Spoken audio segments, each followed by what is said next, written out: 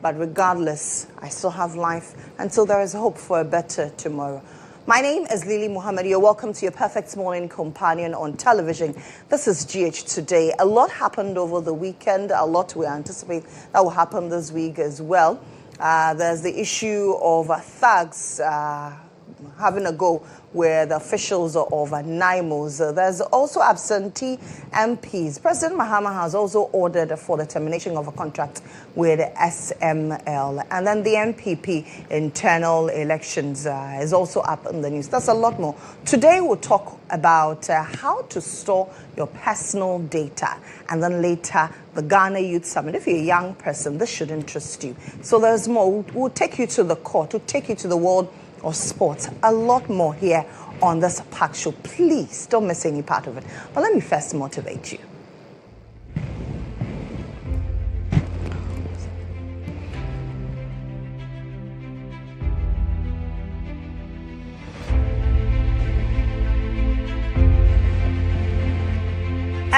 Our quote for this morning is by Ralph Waldo Emerson, who says, "What lies behind us and what lies before us are tiny matters compared to what lies within us." Sometimes in our quest for a better tomorrow, we are afraid, we are asking ourselves, we are anxious, what does tomorrow hold? But look within yourself. What lies within you is greater, and so you can channel that energy into making something beautiful out of that situation. That's our way of motivating you this morning. Let me help you write better English and speak better English. Kind see the extra tall man.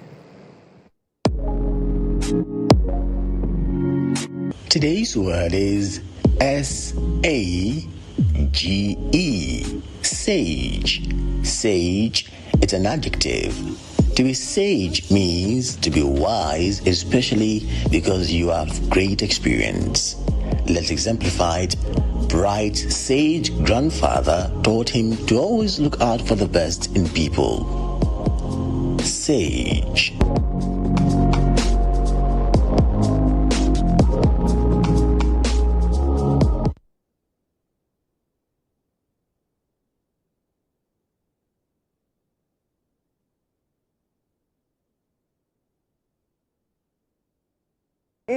So that's our word for you this morning. I write it somewhere. You can scribble it in your jotter, or you can simply put it in your notes so that you can add it to your vocabulary.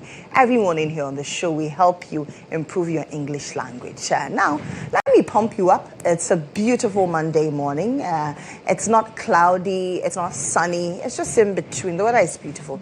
And I know a lot of you are reeling from your enjoyment over the weekend. Those of you who also went to pray over the weekend, who joined NSPPD, you're reeling from the after effects. So let me pump you up. It's a beautiful morning.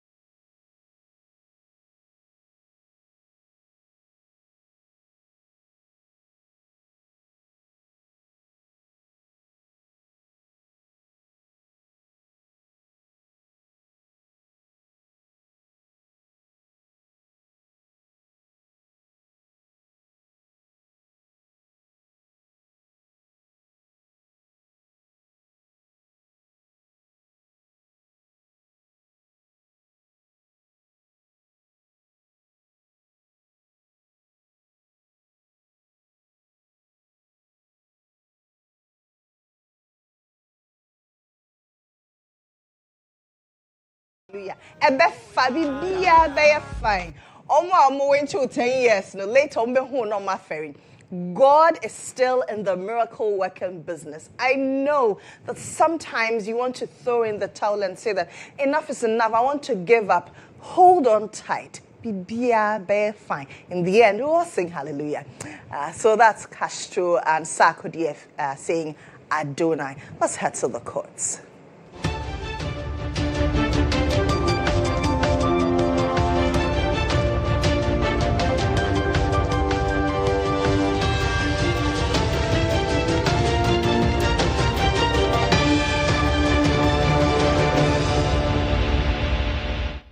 All right, Captain has joined me. Captain, good morning. How are you? Good morning. Lily, I'm fine, thank you. How about you? I'm doing awesome. How was your weekend? My weekend was quite restful. Yeah, a few things here and there, but it was quite restful. It's good. How about yours? Good.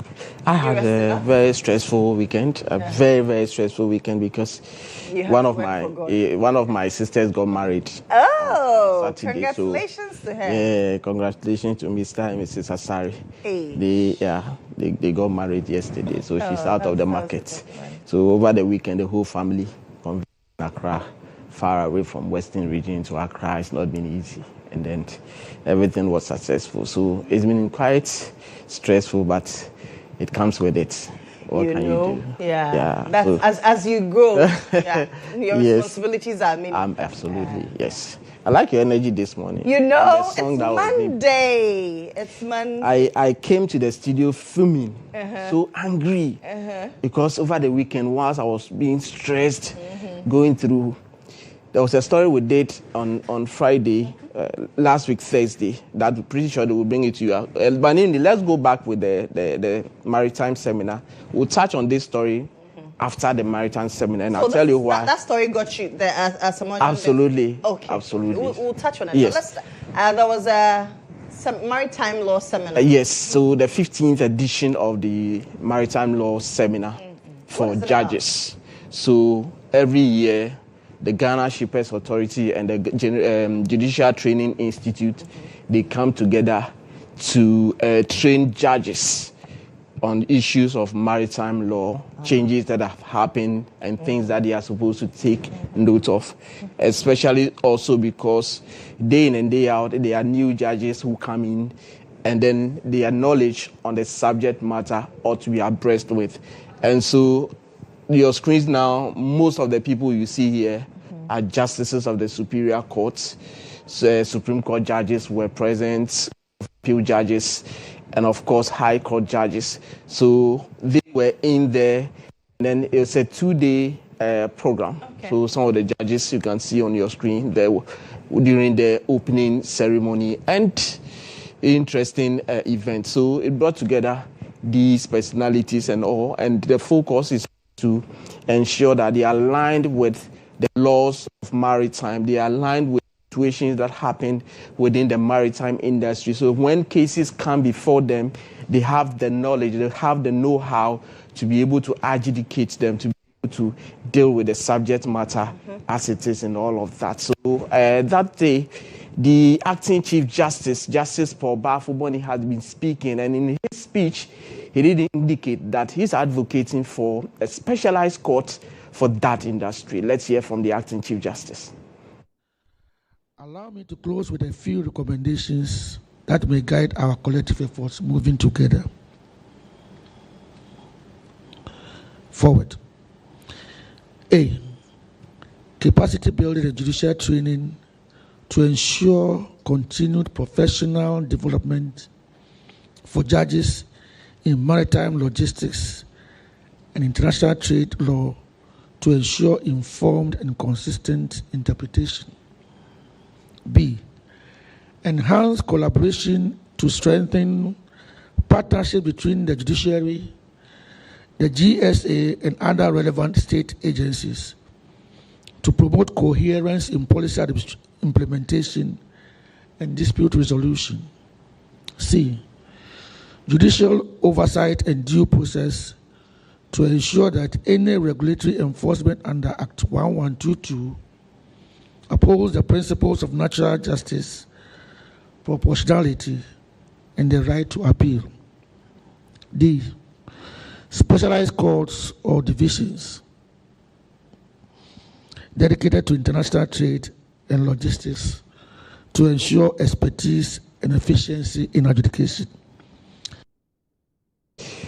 So, Acting Chief Justice giving some recommendations there as to what should happen to be able to get the shipping industry, the maritime industry going. But that was not all. The director of the Judicial Training Institute and so a member or a Supreme Court judge, Justice Amadou Tanko, has this to say. I propose 3 anchors for our deliberations during this event. First, jurisdiction and procedure. Admiralty matters strain ordinary civil procedure.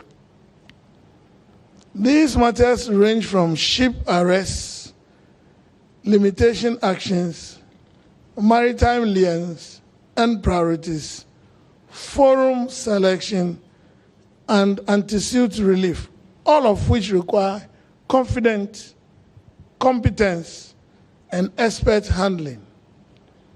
Timelines are short, but critical. Commercial consequences are large. So, Justice Umaru Yusufu Tanko, the Justice of the Supreme Court and the Director of the Judicial Training Institute. And he mentioned 3 things, and this is just one of the 3 things that he mentioned there. And this is what the participants were urged to look out for, to ensure that as they go through the training, they are able to take note of some of these things and all of that. But the landlord, the Ghana Shippers Authority, the Chief Executive Officer, Professor Ransford Jampo, also was there, and he said this.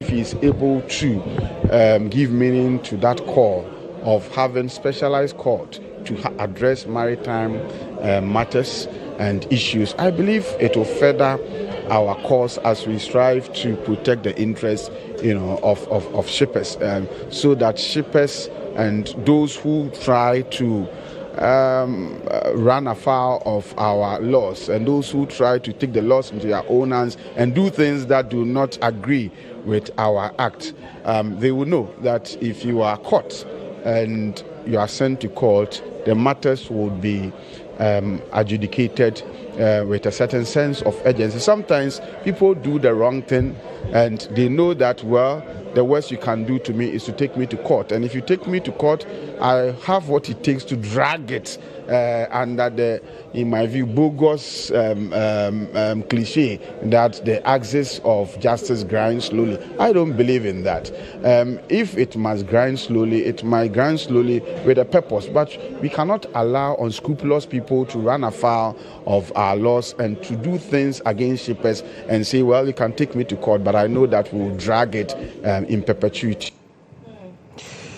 So, Professor Ransford Jampo, the Chief Executive Officer of Shippers Authority, and he is also giving us some perspective of what the training is all about. So those who are infringing on the laws, the maritime laws, the shipping laws and all of that, and you think that, yes, the only thing that can happen to you is just go to court and then you have a mindset of dragging the case. He said, look, that you should have a real look at that. And you heard the acting chief justice mention that, look, one of the recommendations that he's making is for the creation of specialized courts to deal with situations of this sort. So that was what happened in relation to the 2-day maritime law seminar for justices of the Superior Court, Court of Appeal, High Court, Court of Appeal, and the Supreme Court. And we have Justice Emmanuel Yoni Kolendi was the chairman of that event. And of course, we heard from the acting Chief Justice and the director of the Judicial Training Institute, Justice Amadou Tanko. So that's one of the things that happened on Friday. Then to the issue that I was telling you about, Asamoah. So I remember on Wednesday, director, let's have the Asamoah. Okay, so that's the former Black Stars striker. In fact, he's the leading Captain, yeah. goal scorer of our national team. He's captain the Black Stars at the World Cup and all of that. And Lily, last Wednesday, I told you about the fact that the Supreme Court has made a certain order quashing a proceeding, the Ghana proceedings, in which the court has ordered 7 banks of the Samoajan to come to court and show cause why they are not to pay, or they should not pay that over 1 million Ghana cedi debt, which has to do with 900,000 Ghana cedi damages, and of course some salary arrears for accruing for about 111 months, and some costs, all of them amounting to over 1 million Ghana cedis. Then when we did the story, what we said was that the Supreme Court has quashed the proceedings that made the court ordered for that particular banks to come. And on your screens here is what we posted on the starfm.com.gh. Supreme Court quashes Ghana proceedings. We didn't even say Ghana order or orders. Supreme Court quashes Ghana proceedings against Asamoah's 7 banks. And the reason the Supreme Court quashed the proceedings was that the application was heard ex parte on the blind side of Asamoah and his lawyers. And the Supreme Court was of the view that if you want to go with a Ghana order or seek a Ghana order in this respect, the person of whom the action is against must be put on notice. It means that you don't go on their blind side. All of them should be in court. They argue their cases out, and you take a decision. They will put out this story. And guess what? Ghana Web took the story, coined the story word to word, and look at the headline that came. Supreme Court quashes 1 million judgment debt against Asamoah. I mean, how? Comprehension. How? The substantive matter is pending. It's a subject matter of appeal. Court reporting is not, he said, you just, if you don't understand, leave it as it is. And over the weekend, Lily, I have a lot of issues with respect of this story because we broke the story. And people decided to take the story. They thought that we did not know that 1 million Ghana cedi would direct traffic. So we don't know that. We can't do that headline. But we decided to go with the Ghana order, Ghana proceedings. What I mean to say is that court reporting, if you know, and in fact, the reason I'm talking about it this morning, it has happened so many times. People sit in the comfort of their offices, go to starfm.com.gh, pick our stories from there, and then they do their own things with it. That is not fair. That is not how we do it. That is not how we do it. And when we go to the corridors of the court, we face problems like this. Exactly. So you go there and they tell you that you have misreported what happened. Meanwhile, that is not what we did. What we did is simple. Supreme Court quashes Ghana proceedings. The proceedings that ordered the 7 banks to come. That is all we said. We never said that the Supreme Court has quashed a judgment. Because the judgment, they said they disagree. It's a subject matter before the Court of Appeal. And the Court of Appeal is dealing with it. And you pick it and you run with this headline, Supreme Court quashes. It means that the Supreme Court, they don't even know what they are doing. Please, competitors, you can do better. Ghana Web, you can do better. When we do a story Mutala barely is angry. Lily, you rarely see him angry. It's so annoying sometimes. Yeah. It's so annoying. I know. It's like you don't know your work. Into this, yeah. Please, you know we can do better. Because when you go to the corridors of the court and you run something like this, what does it mean? What it means is that it ends the decision before the court. Meanwhile, the case is still pending. So when the parties go, when they see you and say, you are the one that misreported. Meanwhile, those who are creating some of these things, you don't even find them. So please, if you want to pick the stories from starfm.com.gh, no problem. But do the right thing. Let the stories reflect what we say.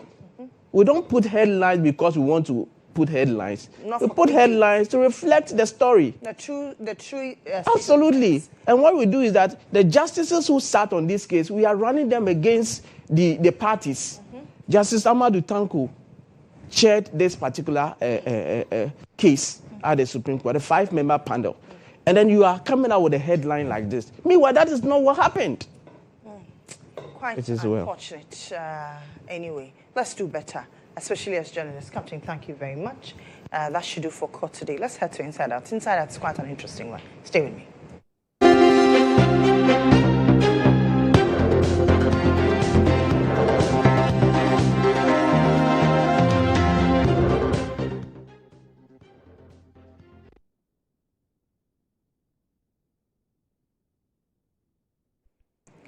So on Inside Out this morning, we touch on Ghana's fight against galamsey.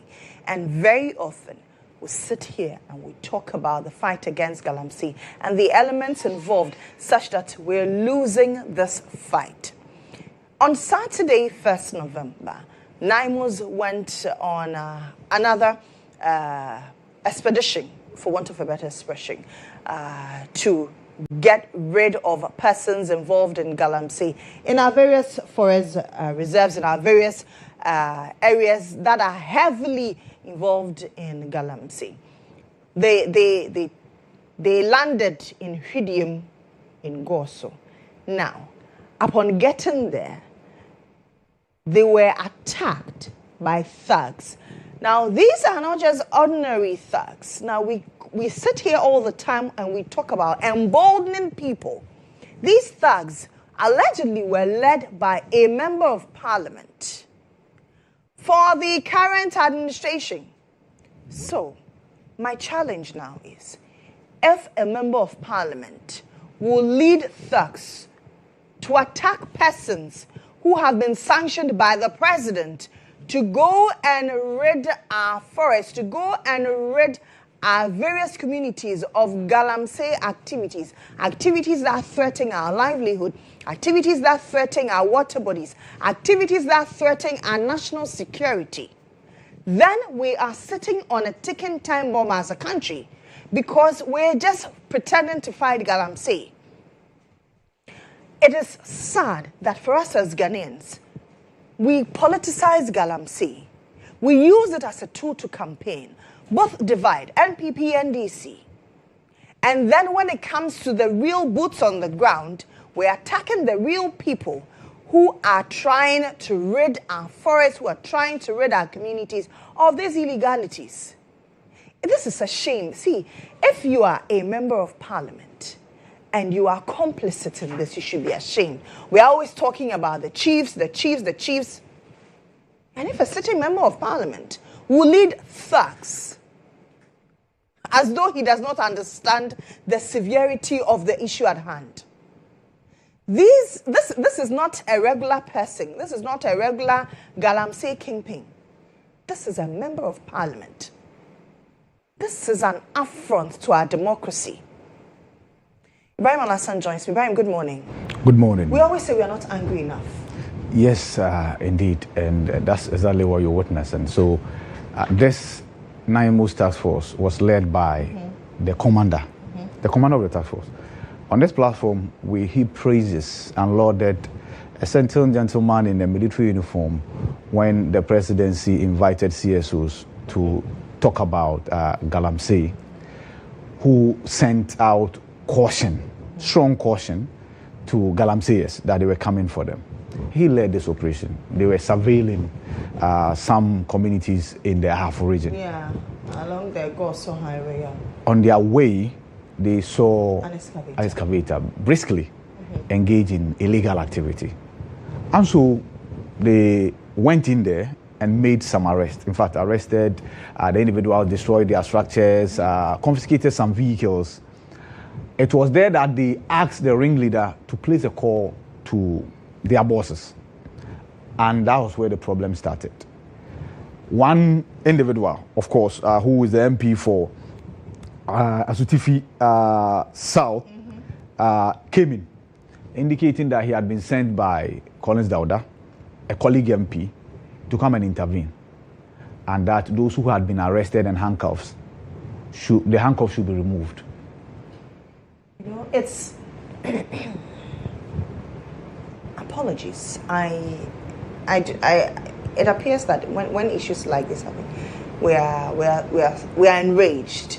But for somebody, for a legislator who is as sort of Mugabe in Parliament, who knows the law, in Akan they will say onimde, to issue such a directive that remove the handcuffs. Yes. When these people have been arrested for illegalities, okay, granted, if you think otherwise, let the law take its course. Let's challenge it in course. Exactly. Seek legal redress. Exactly. But why give such a directive? So, according to Ebenezer Kwekuado, who is the MP for Asutifi North, he had been asked to come and intervene by Collins Dauda. So then Collins Dauda's involvement is per comment from this MP. Now here's the thing. Naimo said no. And they rounded the individuals up and took them to the Hudian police station. And the scene you are seeing is from the Hudian police station, where according to the Naimos, mind you, many people have attributed this narrative to a journalist. No, this is a Naimos narrative. I told you on this platform that Naimos, they write their own stories.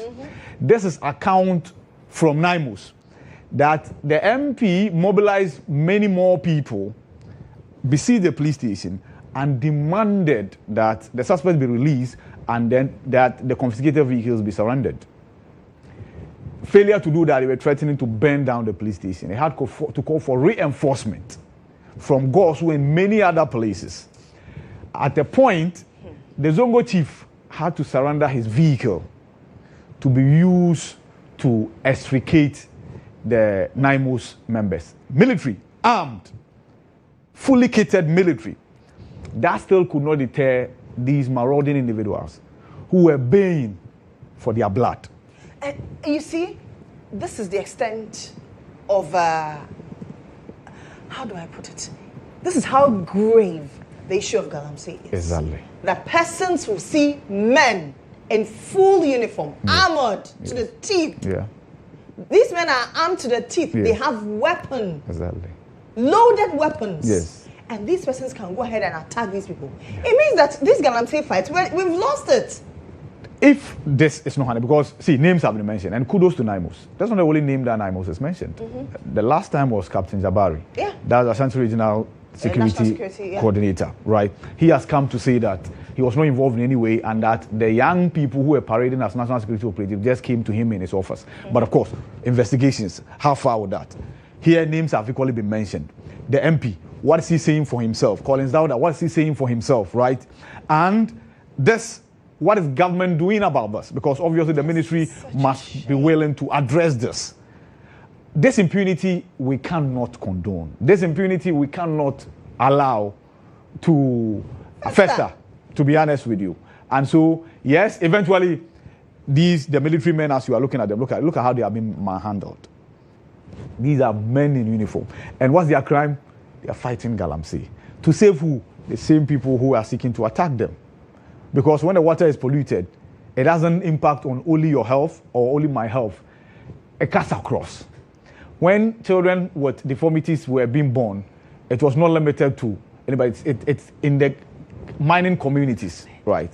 Yes. So basically, that's what we are dealing with. Of course, the good news is that we've not been told that the suspects were freed. What gave ground were the vehicles that had been confiscated as a trade-off upon the intervention of the Zongo chief, the military there, and then the police. They all decided that they should release the vehicles that had been confiscated. And per the accounts of Naimos, that was exactly what happened.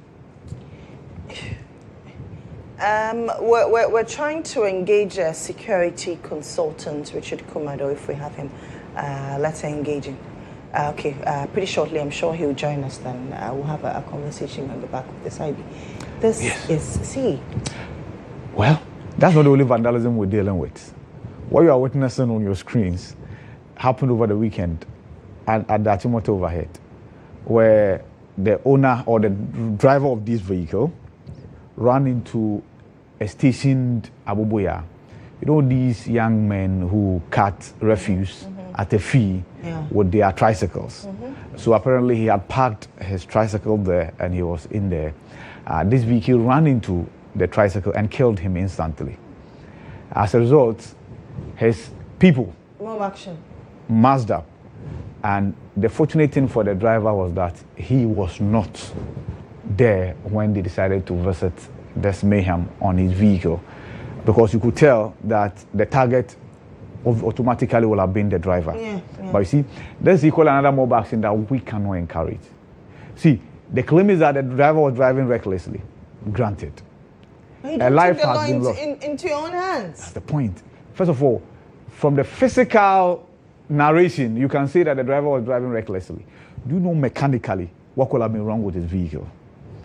It's not to hold brief for anybody, but the point I'm making is that if we allow the law to work, exactly. If indeed investigations we conducted, it was as a result of reckless driving that this your friend, your colleague, your brother is dead, the law has a remedy.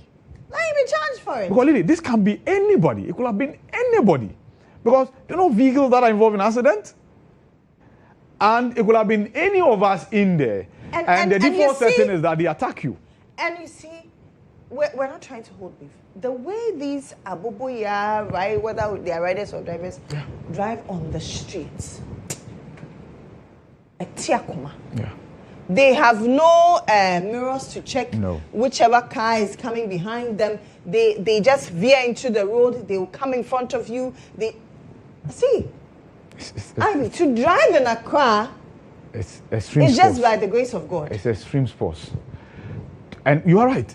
If you drive on the N1, you can you can relate to what Lily said, right? Holy moly! If you drive Pukwase Ablekuma to Bayard, you can relate to this. At the point they take hold of the outer lane, and nobody has access to that lane. You know, there was a time there was this directive that they should not be seen. Yes, in certain areas. I think we need to revisit it and enforce it because they have become a constant nuisance on our roads. Yeah. Total nuisance on our roads. And yet we look on. Yes. And people are taking the law into their own hands. Yes. Well, maybe. Okay, the thing in my mind, I'll shelve it for now. But shelve it. Yes, I'm sure you know what I want to say. Yes. But then, I'm sure that with regards to the NIMOS, maybe it's high time we just issue the shoot to kill.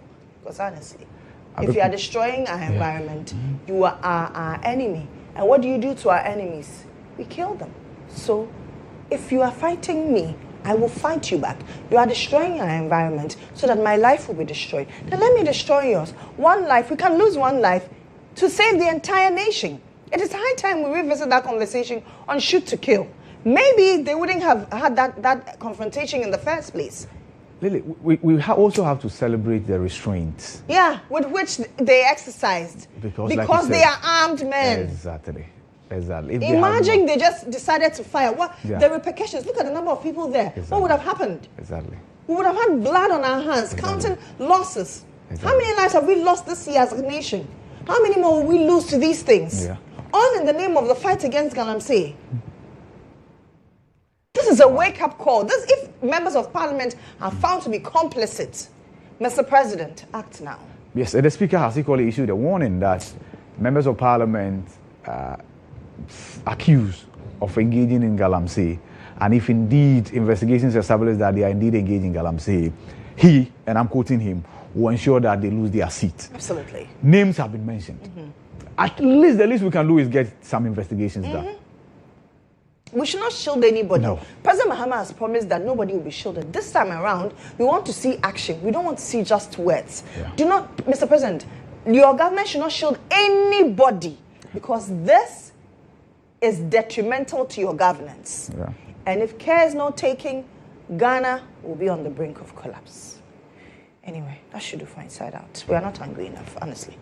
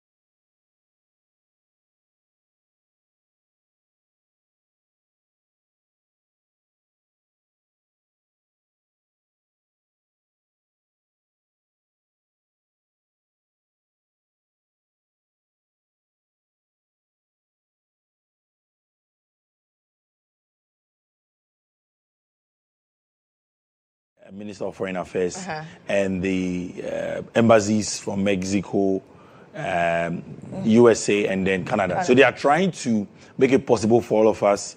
When you get to America, during the World Cup period, you should be able to move around. No, but so, you need, even if you want to go to Mexico, you need an American visa. Yes, and so that's what I'm saying, that they are trying to make it seamless. So that you can go to America and come back to Mexico. Yes. Oh, don't worry. During that period. No, but if you don't have any business, if there's no match for Ghana in there, they shouldn't allow Ghanaians to go. No, but we can watch other games. I'm saying that. They shouldn't allow Ghanaians to go. They'll come back to American embassy.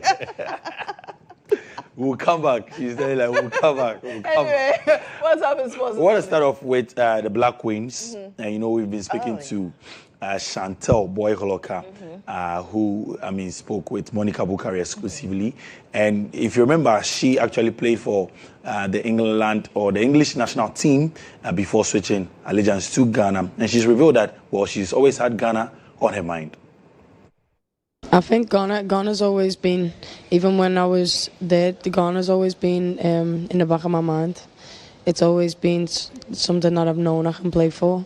But obviously my dad wasn't in the picture when I was younger, so my mum is English and I grew up in England, so it's natural for me to go through the English roots. But then when Ghana's came asking for me, it's a hard decision to just turn away from when you're wanted that much by somebody. It's a privilege to be a part of this nation anyway, so to wear the badge and to give back the respect what they've given me and the belief is amazing to do.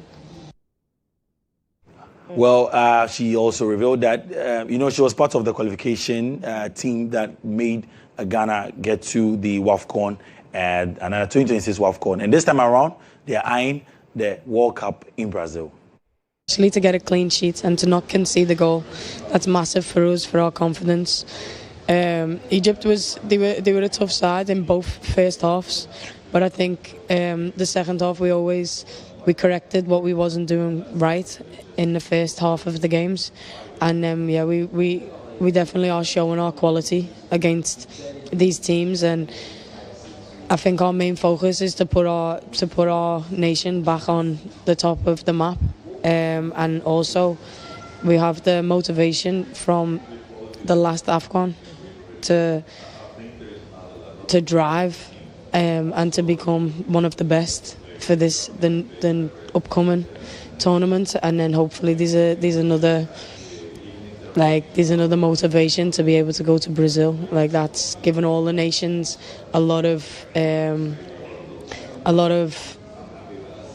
motivation to get there. But yeah, definitely for us and for where we believe we belong, it's definitely going to be a fun tournament.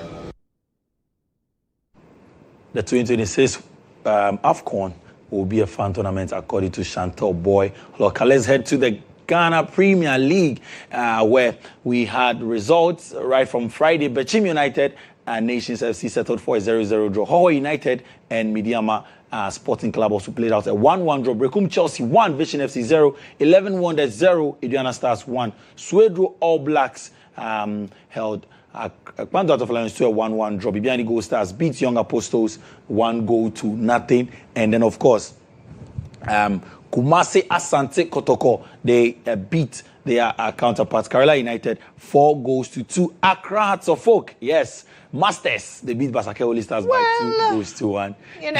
And Dreams FC beat Samatex by 2-0. The Masters, let's look at how the table is looking with regards to the Ghana Premier League. Of course, Aduana Stars have now moved top up that table with 18 points. Midiama second with 17 points. Bibiani Gold Stars third with 16 points. Accra Hearts of Oak are fourth with 16 points. Just 2 points behind the league leaders, Aduana Stars. Kwanzaa Out of Lions are now fifth with 15 points. Samatex sixth with 13 points. Kerala United seventh with 12 points. Kumasi Asante Kotoko have 3 games to play. Hold on, they have 3 games. They have 3 outstanding games to play.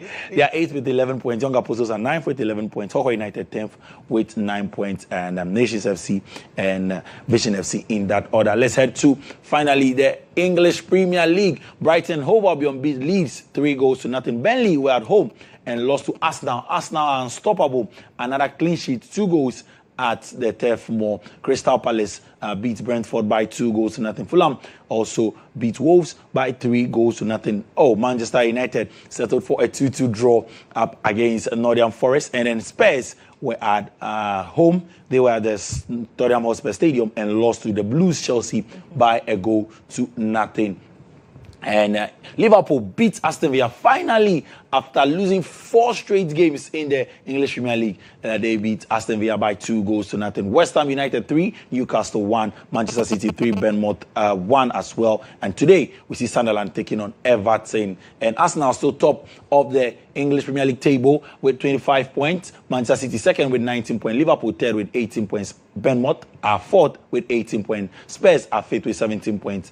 Chelsea are sixth with 17 points as well. Sunderland, they play today. They are seventh with 17 points. They can go all the way above Liverpool to third place if they win against Everton. Manchester United are 8th with 17 points as well. And then Crystal Palace are 9th with 16 points. All right, do join us today at exactly 1 p.m. for the game with Monica Bukari and then Joel Echampo. For our radio lovers, Star Sports Digest on Star 103.5 FM. Well, Lily, you know Antoine Semenyo, how big of a player he is. Yeah. You know that his mom went to Maoli school. Yes. Antoine Semenyo's mom went to Maoli school. Antoine Semenyo's mom went to Maoli school. So, you know, if not for the school and how we groomed her, imagine she was just all about. She wouldn't have met the dad and wouldn't have produced a national asset for Ghana. So, Maoli school, we've done it again. We've produced Antoine Semenyo, although he didn't go there. The mom went there. And trust me, if Antoine Semenyo had been in Ghana, he would have gone to Maoli school. My name is Jones ADZI, and of course, we're outside. Same.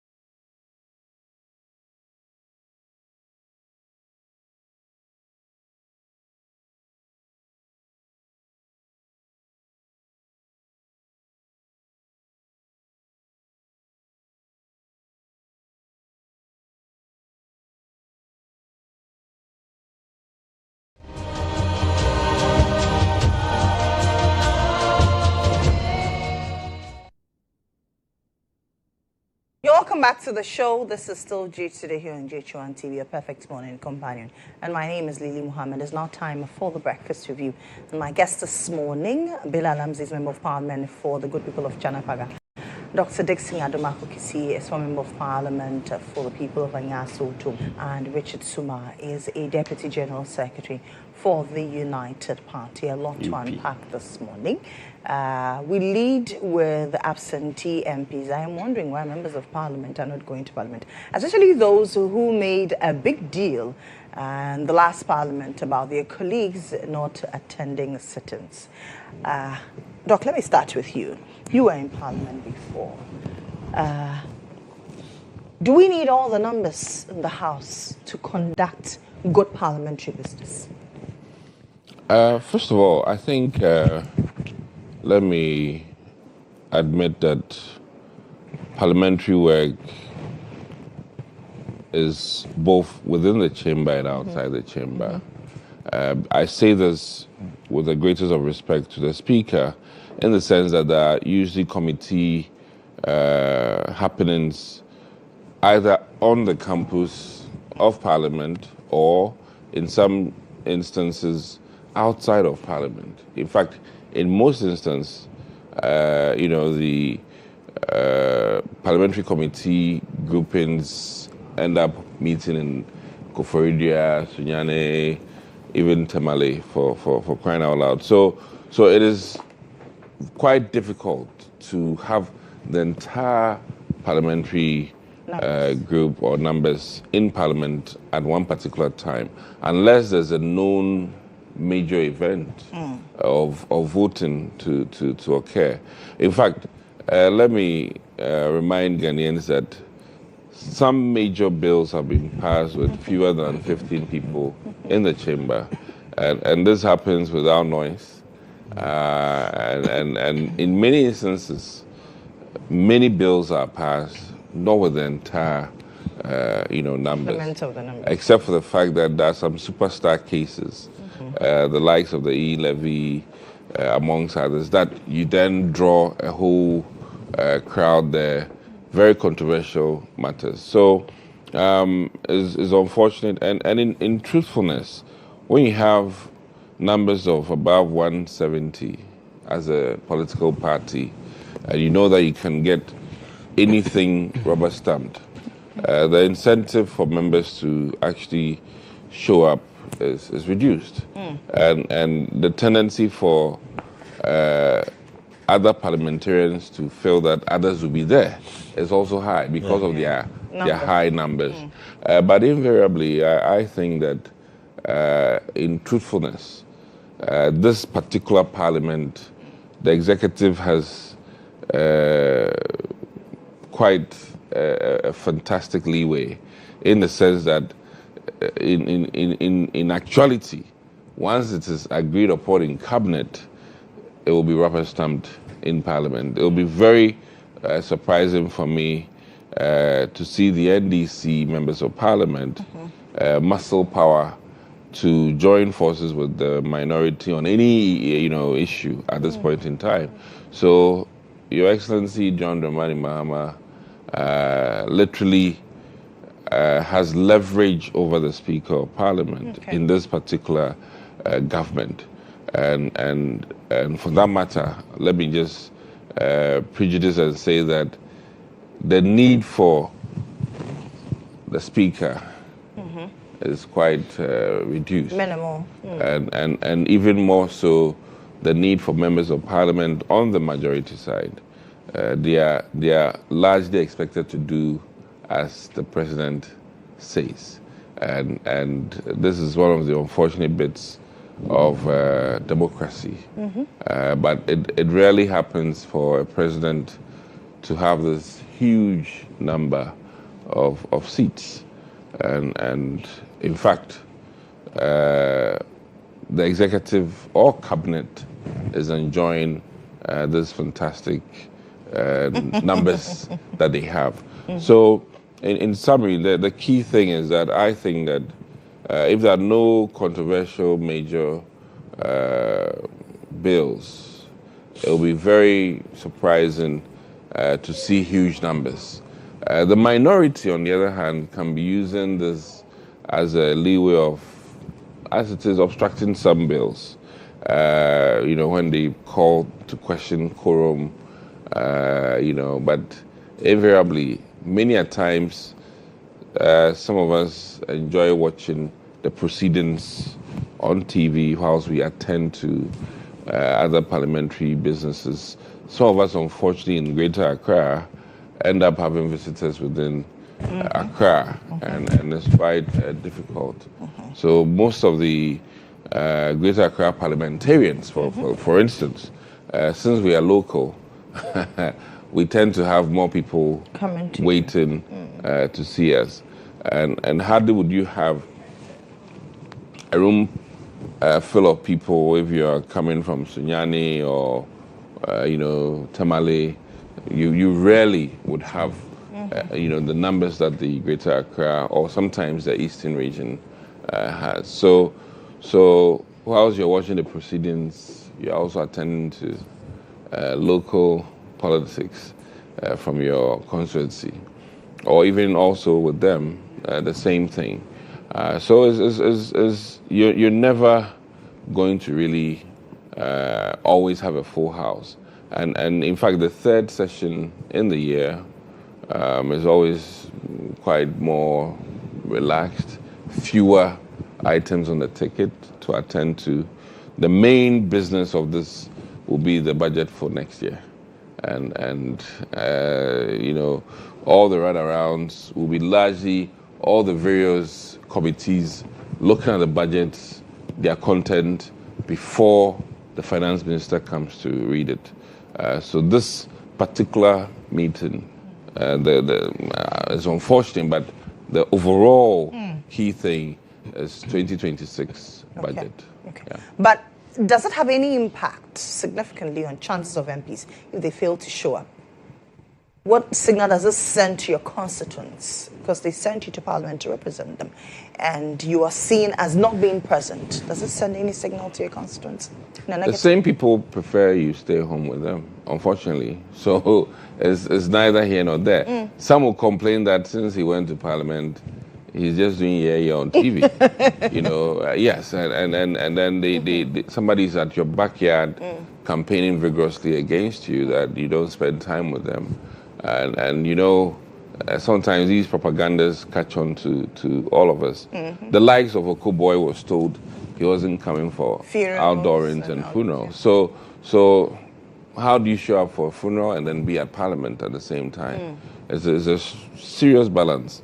And for lack of a better word, the perception is more troublesome when you are seen not to be within the constituency than when you are seen not to be in Parliament.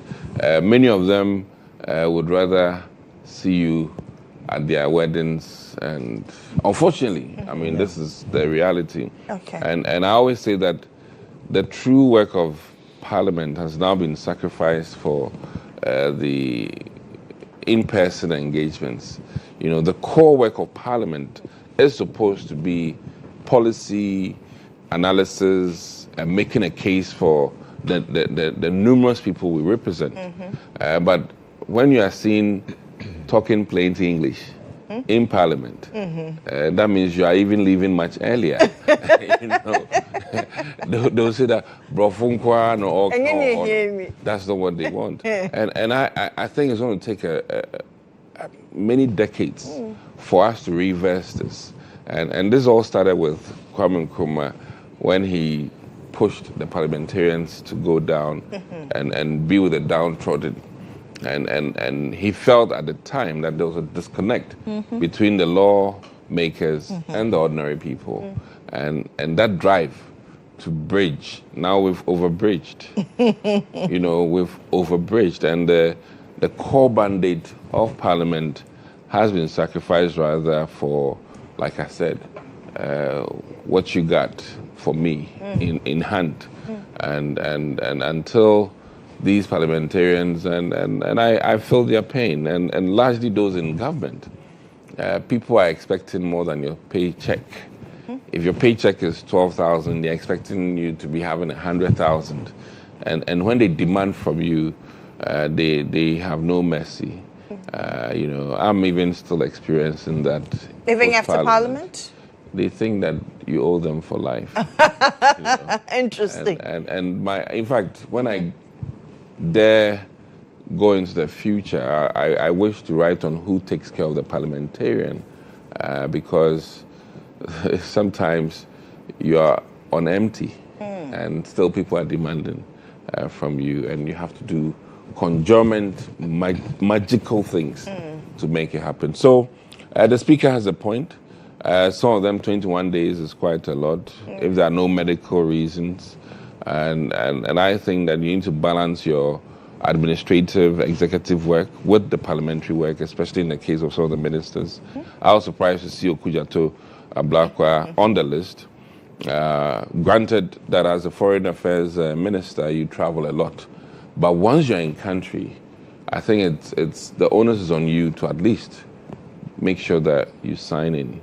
And I would hope that they also they should have shown those who were out on official duty. Okay. So I would take it further and say that Okujato Ablakwa, the 21 days or so, how many of those were he was he out of the jurisdiction? Okay. Even if he's within the jurisdiction, was he doing some official business? And for that matter, that official business is still government business, and cannot be discounted. So I think that when we have done that, a number of them, there's one person in there that I know it's on health grounds, the likes of Joe Frimpong from Nkoko. So those should be looked at. If there was a health reason, health excuse, duty, all of those things, I'm sure that will drive the numbers down. And then, was it a long block of period? Some have illness that they have to go to US for further treatment. They have to stay there for, what, as former finance minister used to experience. And even Honorable Bagbin himself, when he had to go to Europe and Dubai for further management, he himself was, forgive me, absent sometimes. Not to be difficult, he's my father, but he needs to be a bit minded about some of these things. And people's health is private to a large extent. Sure. And we cannot box all of the MPs together. Especially when the stress of the job is quite serious. Some of them also may have some mental health related issues. And I'm talking about stress, which requires that they decongest from the heavy load. Maybe that is why your colleagues are asking for leave days. Richard. Yeah, first of all, I would like to say good morning to my senior brothers. It's another beautiful day, and to yourself to share this platform with them, and to say good morning to the people of Ghana and the whole central constituents, and to the leadership of the United Party. We are making inroads. So far, we've put out some forms for people to join us. We see the enthusiasm. We've been through the regions. We are putting our regional executives what will it take in place. To join the United Party, by the way? Oh, we just have to feel effort. We are trying to bring a new dimension into the political ecosystem of the country, and to make sure we demonetize the way we do politics in Ghana. So we are looking for expertise. I'd like to see how your form looks. Yeah, we are looking for expertise, people who are committed, not people who are just for the fun and for the love of the money. These days and age, politics is all about the money. Money for some, but that shouldn't be the case. Politics is about service to humanity and service to your country and what you can contribute to make it a better place. So for the United Party, we are opening our doors to make sure that whoever wants to participate in the political ecosystem but is not finding a home in the NPP, not finding a home in the NDC, our beds are fully laid with roses on it for you to come and lay and join us to build a better Ghana. I'm interested in the roses part. The roses part, I know, right? Well, sincerely on this matter, I don't really begrudge the Speaker of Parliament for putting this out there. I would have also wished that he does this behind the scene so that he doesn't create that sort of apathy or create that kind of situation that will entangle the MPs the more. Because you see, already to become a two-term member of parliament in Ghana is by providence. Because most often they go into parliament, and like how Doc is saying, the demand on a member of parliament is becoming too Herculean. It's a task and it's a hurdle that they need to cross each and every day. But then again, I am also thinking that it is the MPs who created all these things too for themselves. Because normally when it's time for election, they create the impression as if we are the solution to your problems. All manner of problems you have, we are the solution to it. Some go pound fufu, some go wash clothes, some go do all manner of meager things for the constituents. So they believe that you are bringing yourself to their level that much. So if you want to become an MP and can go and pound fufu, you can go and wash clothes, you can even go and wash cooking utensils. You can do all manner of ridiculous things in the name of trying to win power. That is what you get back. So public attention and expectation is on you, and demand is on you. So we need to find a way of letting the constituents understand that your member of parliament, like what Dot is saying, these are his core functions, these are his mandate, these are his terms of reference upon which he is seeking to represent you in parliament. Nothing more, nothing less.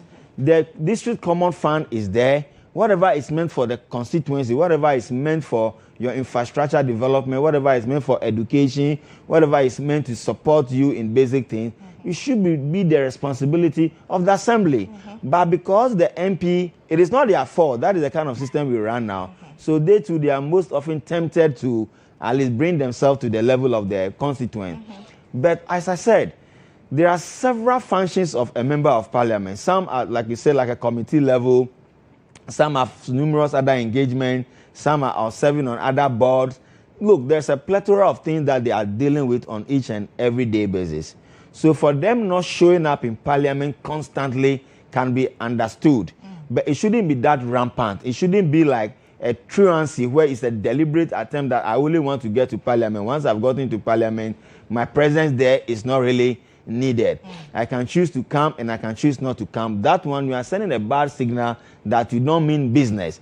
Because the constituents are expecting so much from you. And you know, like what Doc is saying, there are some other constituents or constituencies, if they don't see their MP speaking even on the floor of the plenary or even on television, or their MPs is not in the mainstream media doing anything, they feel like you are just a waste of an MP.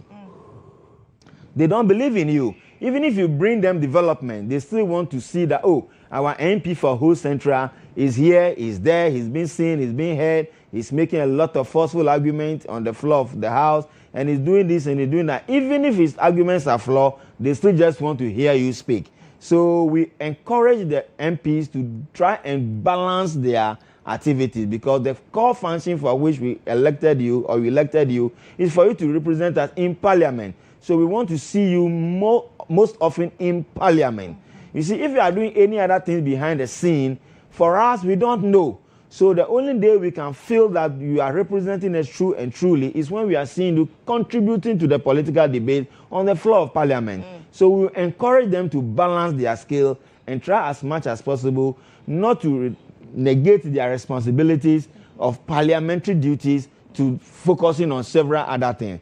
But then again, you see, politicians should also try to learn that, look, when the table turns, the same rod that you used to beat A, that same rod will use it to beat you.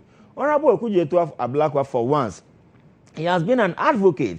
He has been on the neck of the past government, those who normally don't come to parliament and all these things.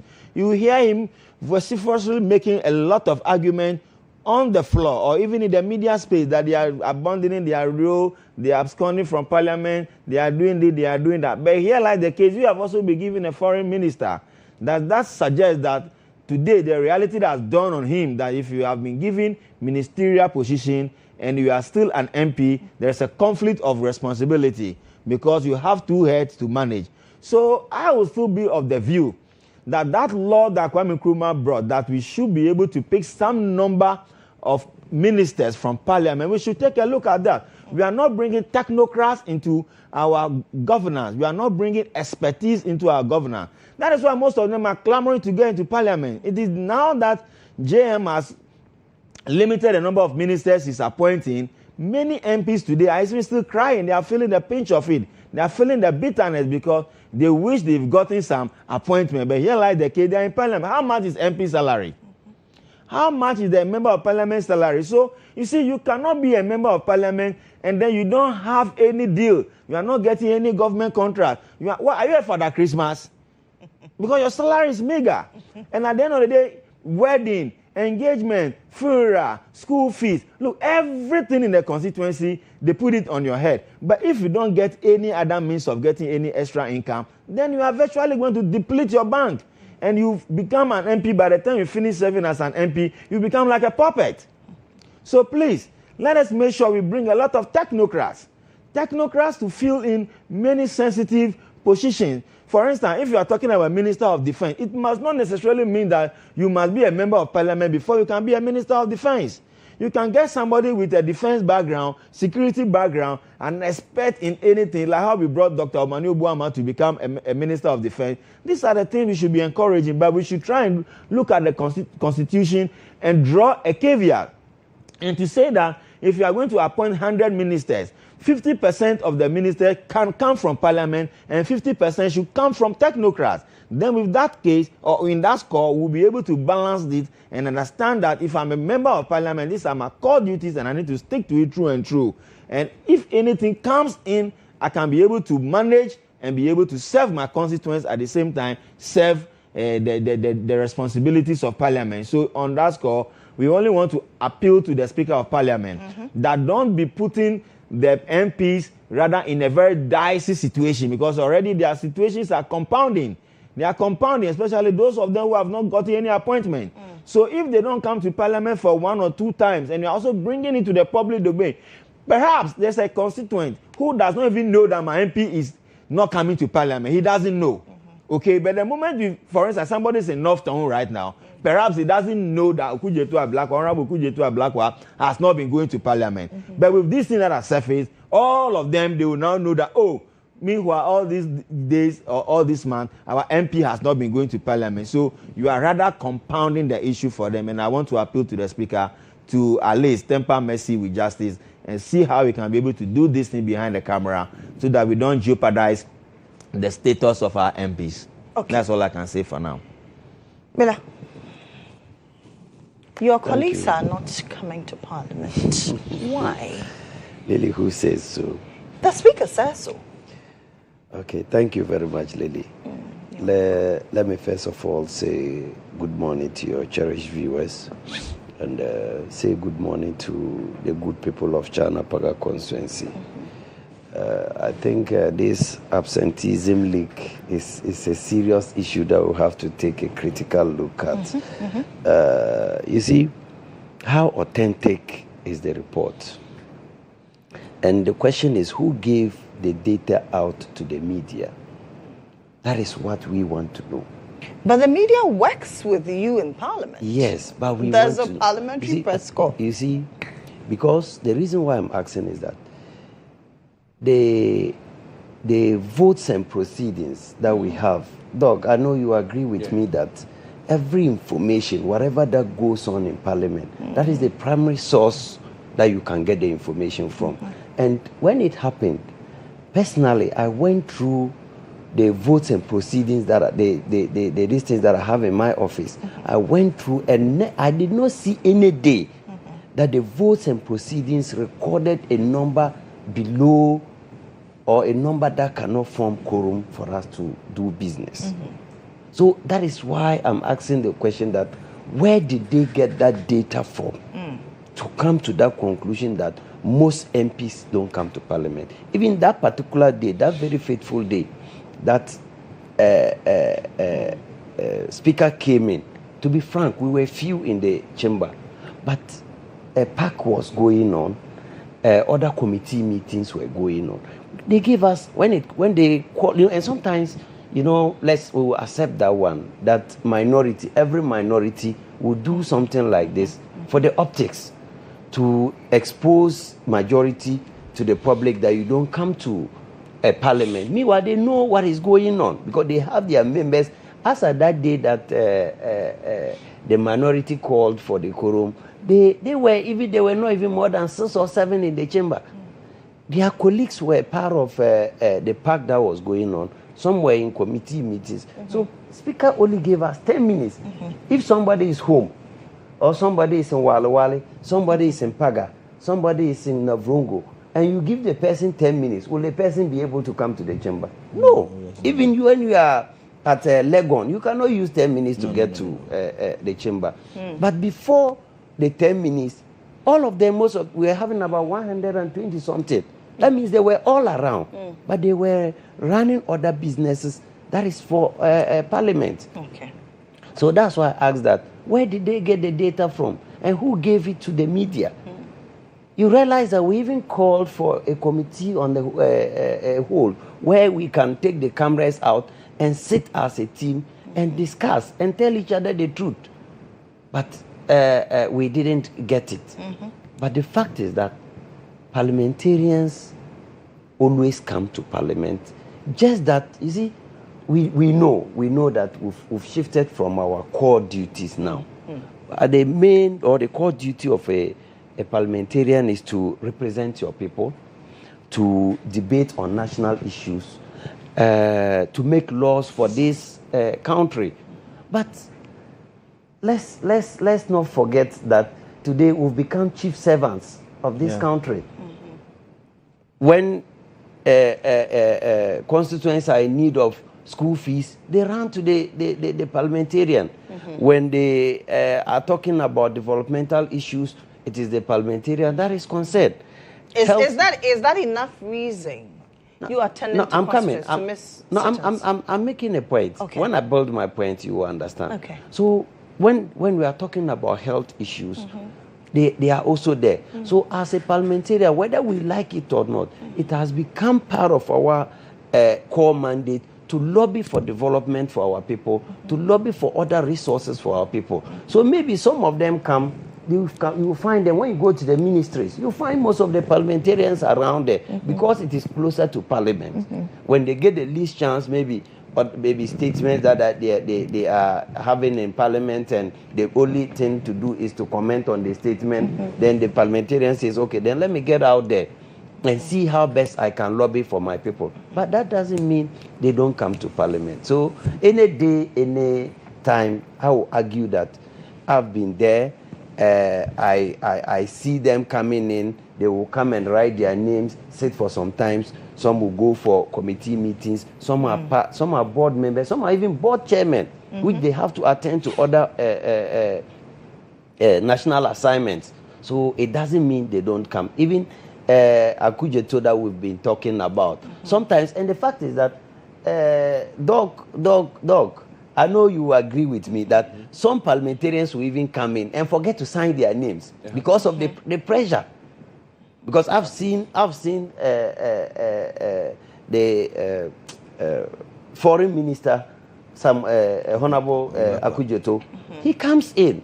The number of days they gave to him totally, and some of them too, because of pressure, would travel without, because when you are traveling or when you are embarking on a national assignment, you notify the Parliament that I'm going here and I'll spend this number of days. When you leave, that means they will mark you absent. Are you getting me? But some people leave without notification. Because so of late invitations and stuff like that. So mostly it's not like we don't go to work. We go to work. A parliamentarian in Ghana works more than any other person. Excuse me to say that. Because even if you are sleeping, your phone will work for you. They will call you. Be it accident, be it any emergency case, they will call you midnight. It's like calling Collins Dowda for help. We'll talk about that. That is what I'm only saying we'll talk about that. His name has come up, so it's important that we talk. Don't worry. Dog. When it comes up, we'll take care of it. So you see, it's today like this. This government gave guidelines. The money that goes, or the resources that goes to the district assembly as common fund, MP is only enjoying 5% of it, which you don't have direct access to it. still it is the district assembly that will control it on what you will be using it for. For instance, let me show you the guidelines here. The budget that went to the assembly for the district assembly, 10% of it will be used in constructing of health facilities, that is at least 2 CHIPS compounds. 10% will be used in providing boreholes. For instance, my district is supposed to receive 18 million Ghana cedis. So that means 1.8 million Ghana cedis is supposed to go into the provision of water, that is boreholes. Even furniture, 10%, that is about 1.8 million is with them or will be with them to provide furniture. But still, the people, we have to reorient them. They will not go to the district assembly for such infrastructure or whatever assistance. They still come. When they are in dire need of water, it is the MP they run to. Are you getting me? So there's a lot on us. And we have to reorient our people too so that we can take... Because, for instance, when we are talking about environmental sanitation, for now, nobody should worry the MP because about 10% of it is with... of the government fund is with the district assembly. But for now, you will see MPs going, looking for resources to go and cater for problems of that nature. So I think we have to also reorient our people so that they will know that there's a lot on the MP already.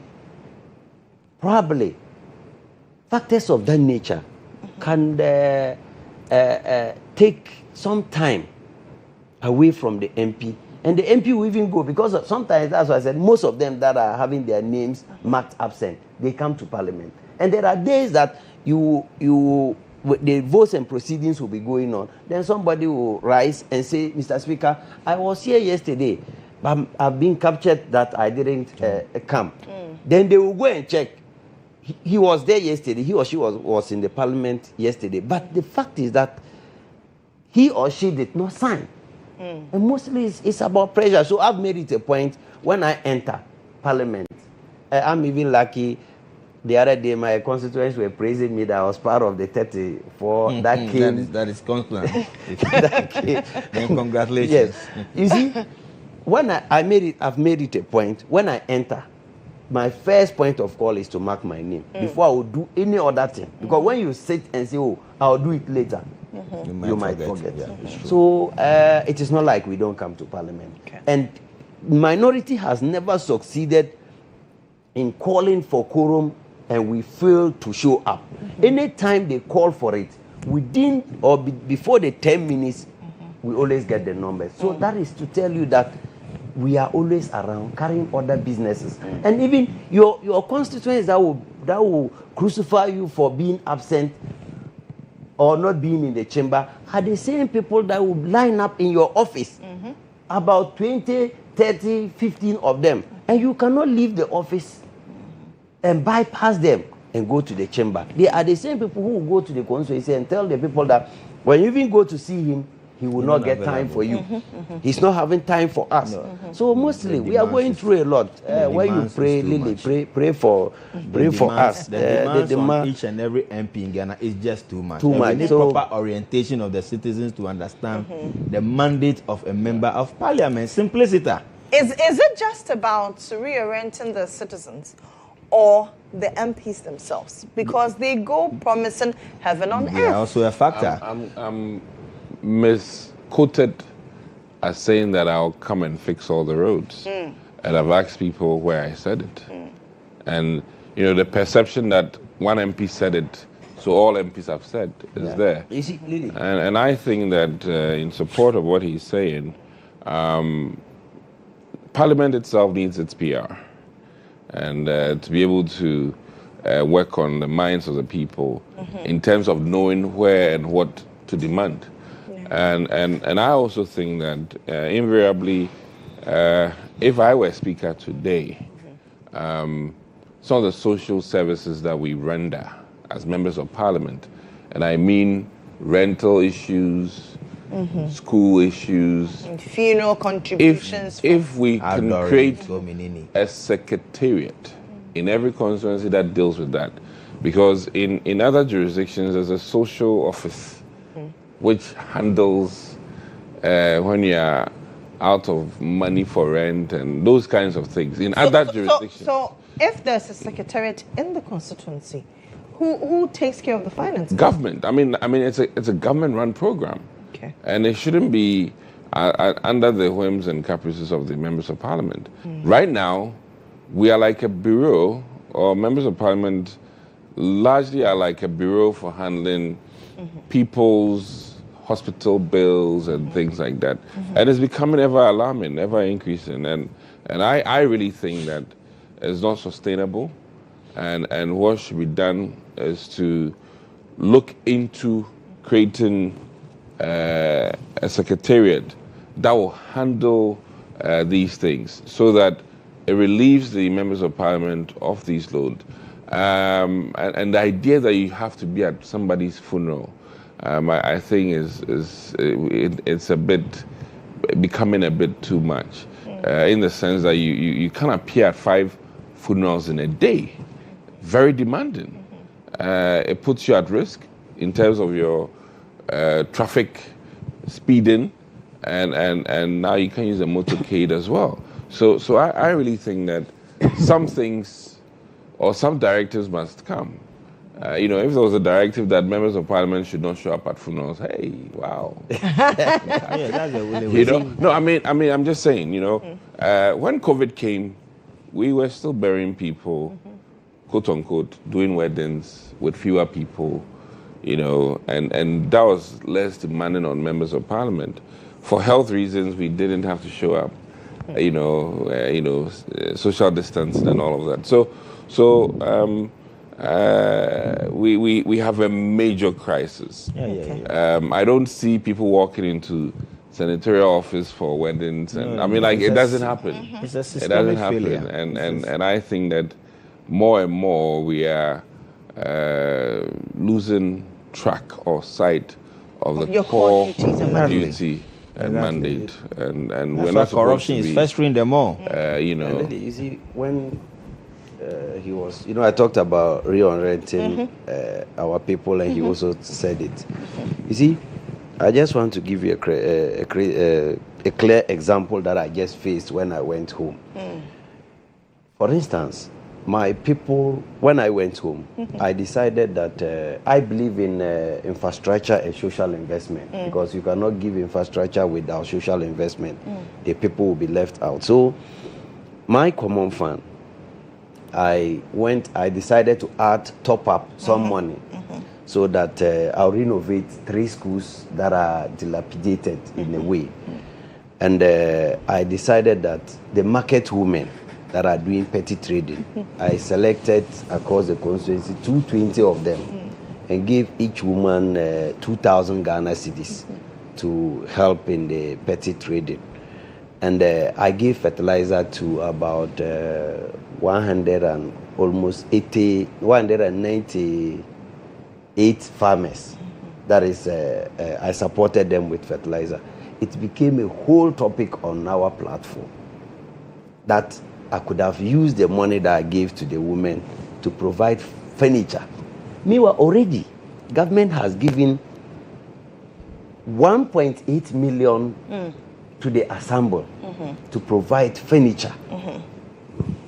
It is not my duty again. I have to wait. When they provide the furniture and it's not adequate, maybe that one I can top up. But for now, they've not started. They are about to start. And I'm providing furniture again. Are you getting me? So that is because they don't have that understanding. Exactly. So that is why we all agree that myself and Richard, when I said it, he also echoed it. We have to reorient our people, let them know why we are doing certain things and why we cannot do certain things. I think it will help us as MPs so that we carry out our core mandate. And if possible, they should make us agents of development so that some critical funds can be channeled through the... No, I mean, there's a whole argument about whether members of parliament should be, as he's saying, when he says agent of development, a fund dedicated for your use for infrastructure development and other things. I think that, with all due respect, maybe there should be, quote-unquote, deputy MPs who then whose core mandate will do be? that? Okay. Because the true, I've said in many of my interviews why I left healthcare to focus on parliamentary work. And I stated categorically that when I sit down and consult, I see fewer people. But when I do policy work, an increment or uncoupling of the NHIS impact millions of people. Yeah. And for that reason, I enjoy the fact that from an administrative standpoint, I can effect policies that impact many more people, including even health professionals. So I really think that if we focus heavily on policy for this nation, we can move our country further than we are now. And some of the things and nuances that are dragging us, in the general public can be dealt with better if the policies are done well. I mean, and for that reason, if we have the appropriate people in many offices, some of our work will not be done.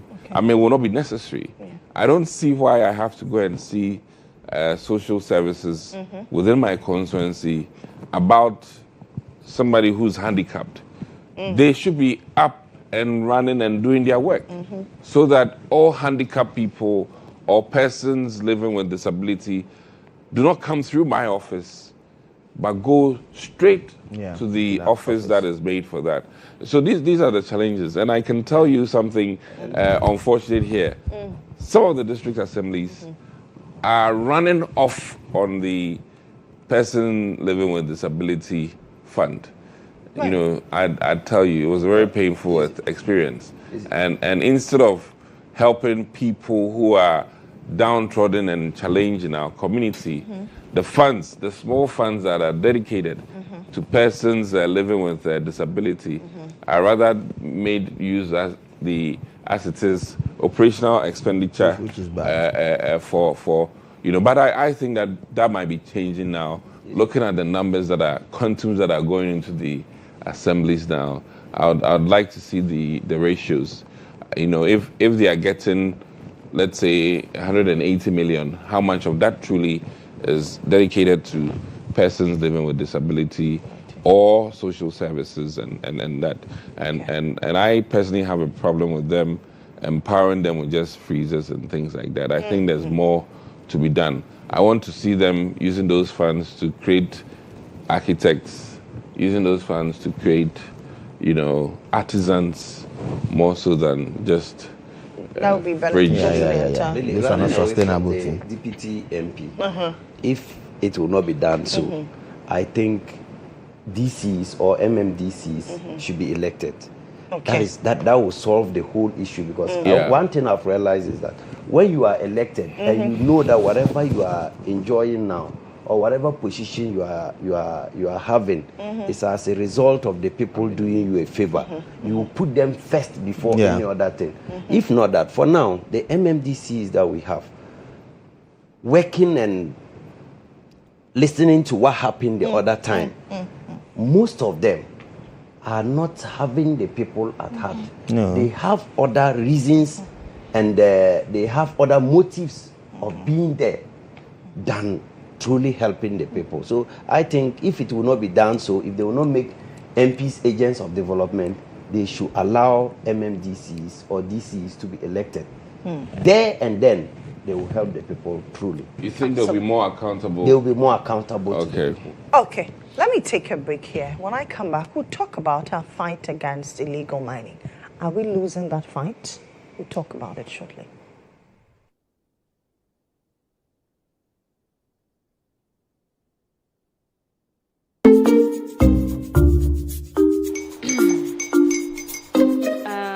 Kwame and his uncle are almost here.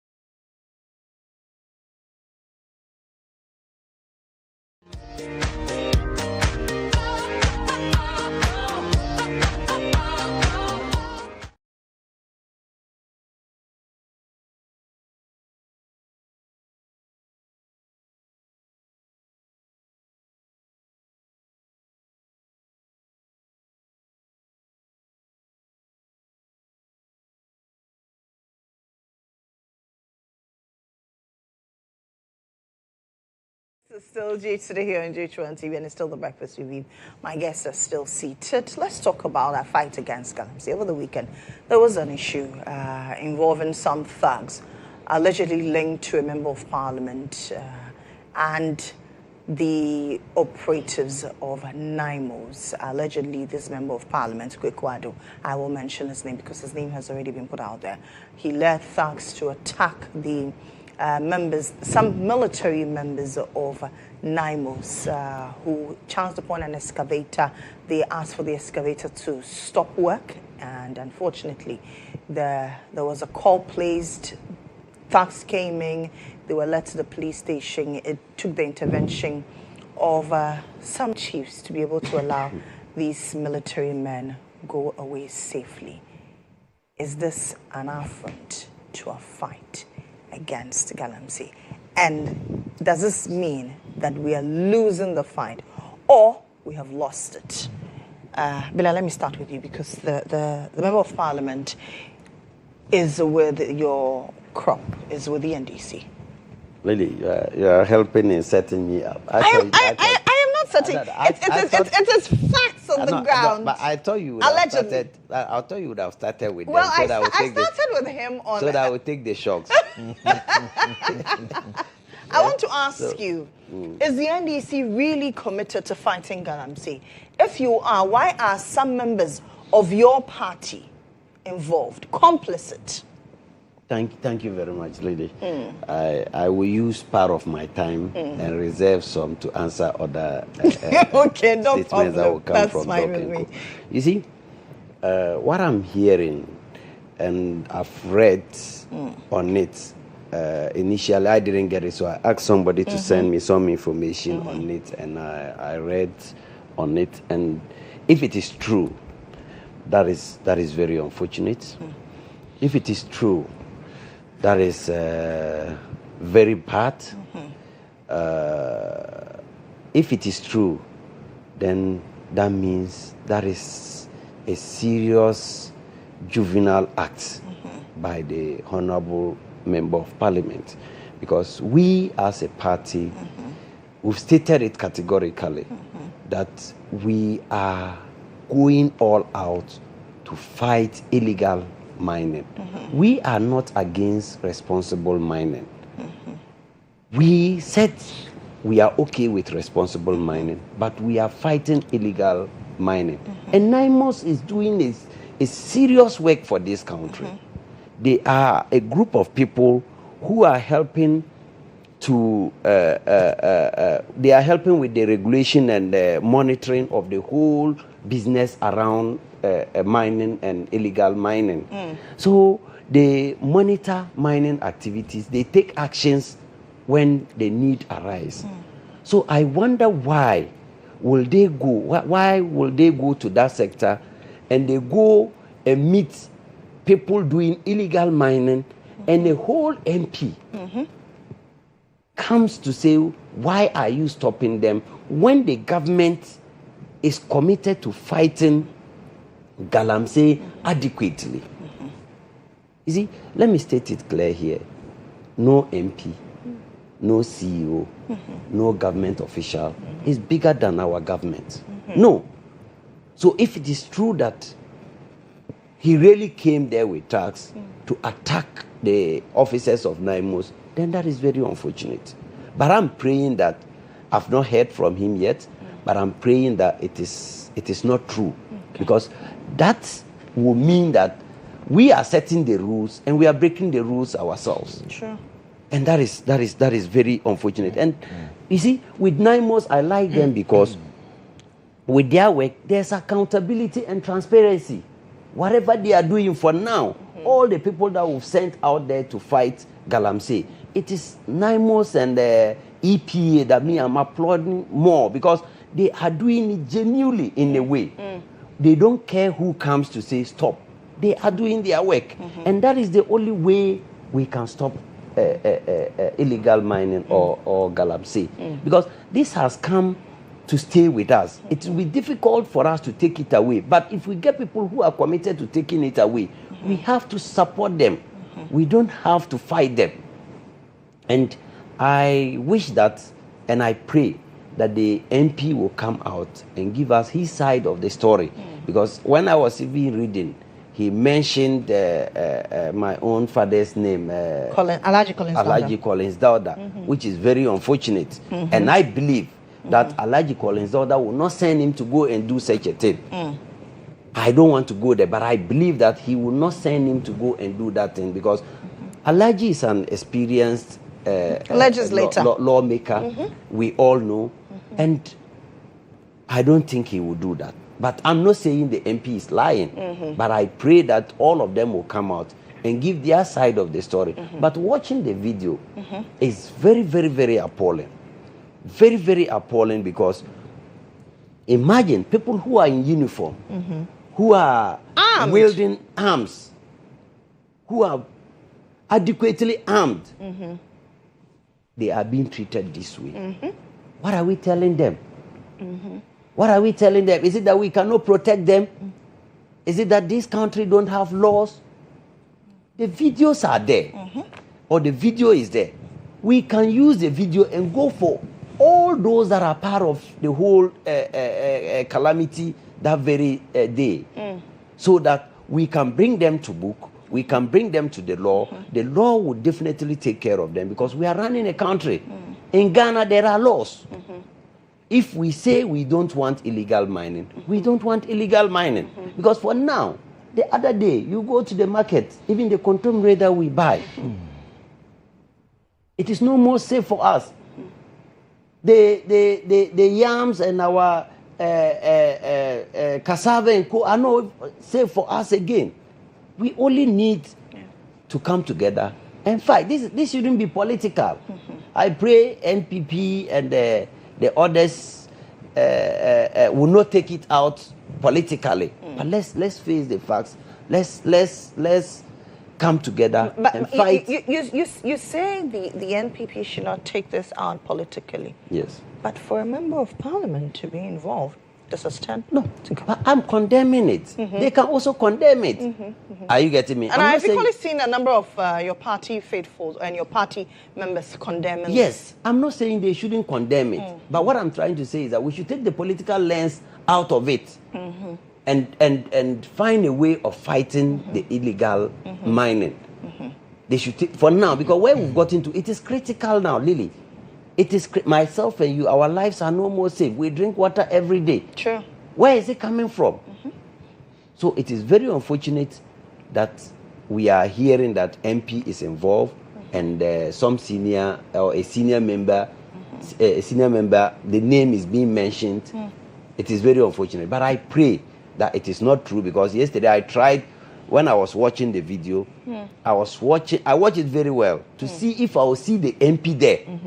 I didn't see the MP there. So I cannot conclude now, but I pray that they will come out and tell us their side of the story, so that we know, and pray that it will not be true. Because if it is true, that is a dent on us as a government, and I wish that leadership will seriously go into it and take a good care of it. I want to reserve my little time so that I'll respond to Dr. Nko's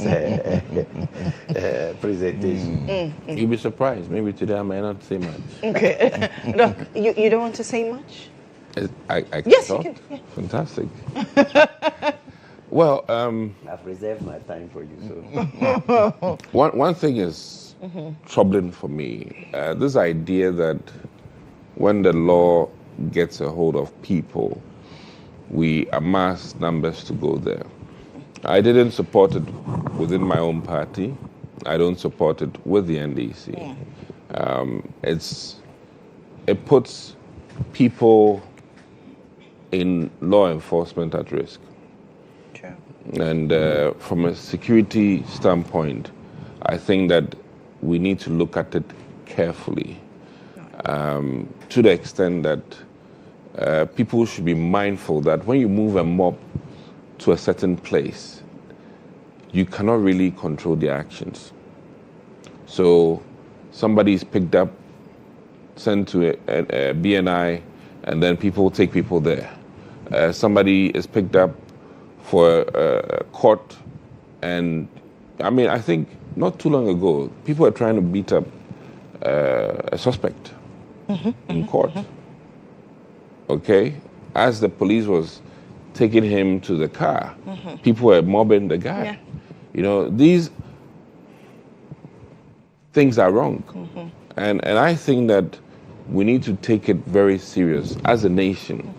One day, one of these mobs would then erupt into chaos and violence that cannot be managed. If you look at the videos and the discussions afterwards, there was military presence, there was police presence. Yeah. And even with all of these, they couldn't control. And I'm almost certain that after the said MP had brought on people, when he was trying to de-escalate, maybe they didn't even listen to him, because they were charged. They were charged, and who knows how many illicit drugs they may have even taken, you know, which then mars your judgment. So one thing is clear. Rumors of involvement of governmental people in Galamsey has now been televised, publicized, and if it was in the dark, this man has brought it to light. So kudos to him for bringing it to light, that the NDC apparatchiks involved. It cannot be denied. These two names, Collins Dauda and Honorable Kwekwado, I don't think their names are in Frimpont's document. I'll have to check. So these are new names for Ghanaians to come to terms with the fact that the NDC administration, for crying out loud, has people within it who are financing Galamsey. I will not mince my words. That is why it's been difficult for His Excellency to go after the financiers, because they sit at his office with him.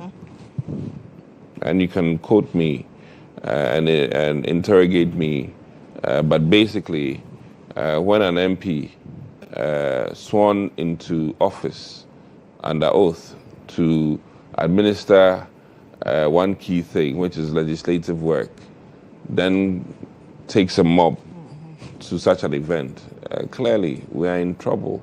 So, I've been trying not to comment much again on Galamsey, but my concern is from a security standpoint, where people are taking, countless number of people to a police station, to the courthouse, to, as it is, overturn justice. And I think it is wrong. And as a society, we need to carefully look at this habit, because it is becoming a bit too common. And a continuation of this can worry us one of these days, where we will troop into IGP's office and some stray bullets may injure innocent bystanders. And it might be stray bullets from... And in fact, let me say this, that the military and police were very cautious because they were armed. Yeah. And we are just so lucky that even when they damaged the man's vehicle, because I could see that the windshield, the back windshield was broken. They didn't fire into the crowd.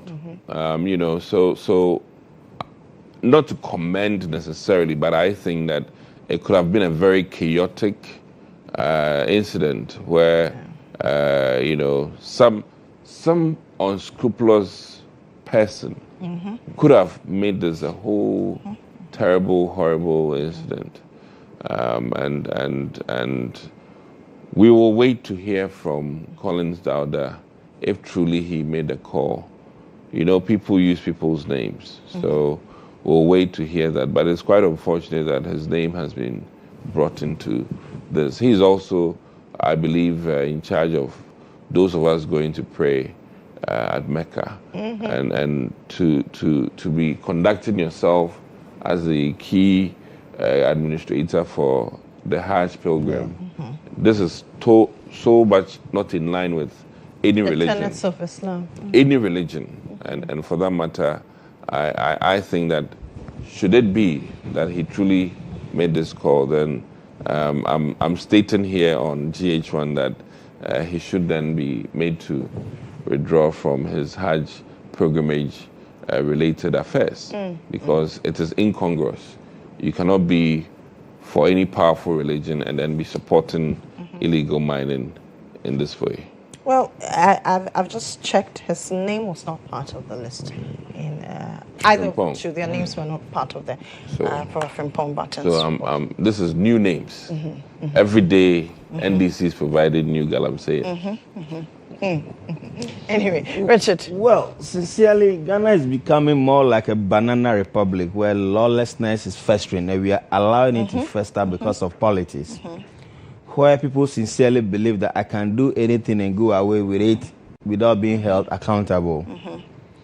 And I've also maintained that this fight against galamsey, sincerely, if you're able to win it and stop talking about galamsey before the 2028 election, Richard, I will sincerely believe that even if you have to amend the law to allow JM to continue, he should continue. If we are able to win the war against galamsey before 2028 election. And I do not know what timeline they have set for themselves to win the war against galamsey. I just can't fathom it.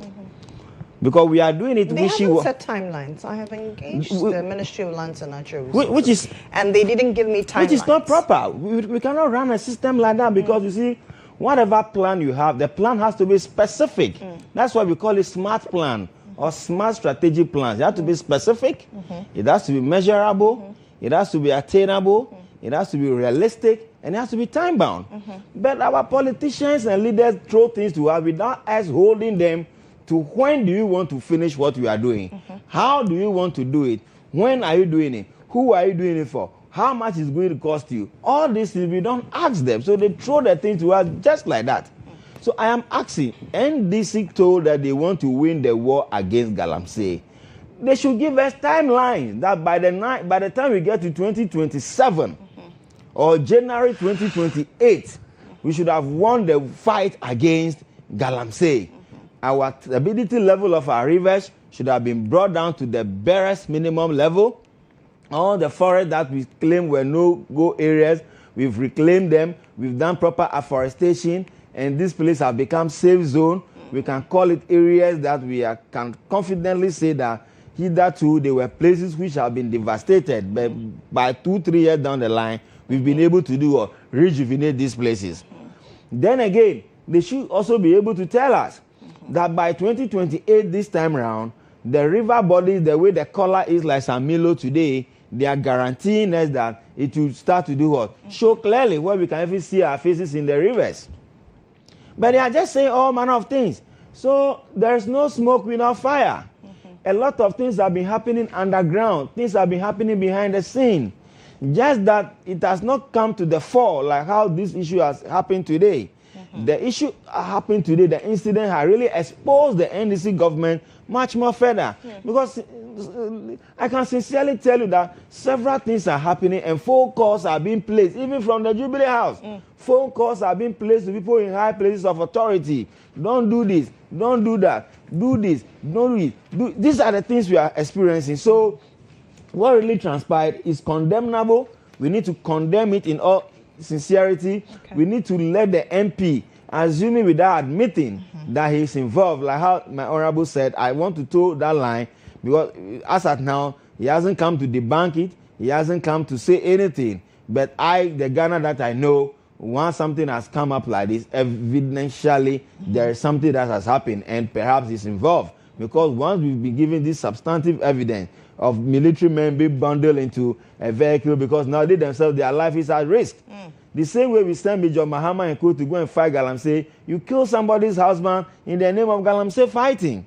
Now, these same military men who are operating with NIMOs themselves, they are not a security agency. They are not trained with arms. So obviously they need to operate with armed police and armed military men. And if you can mobilize thugs to come and attack them, and you see, no matter how trained they are, numerical strength, the thugs have advantage over them.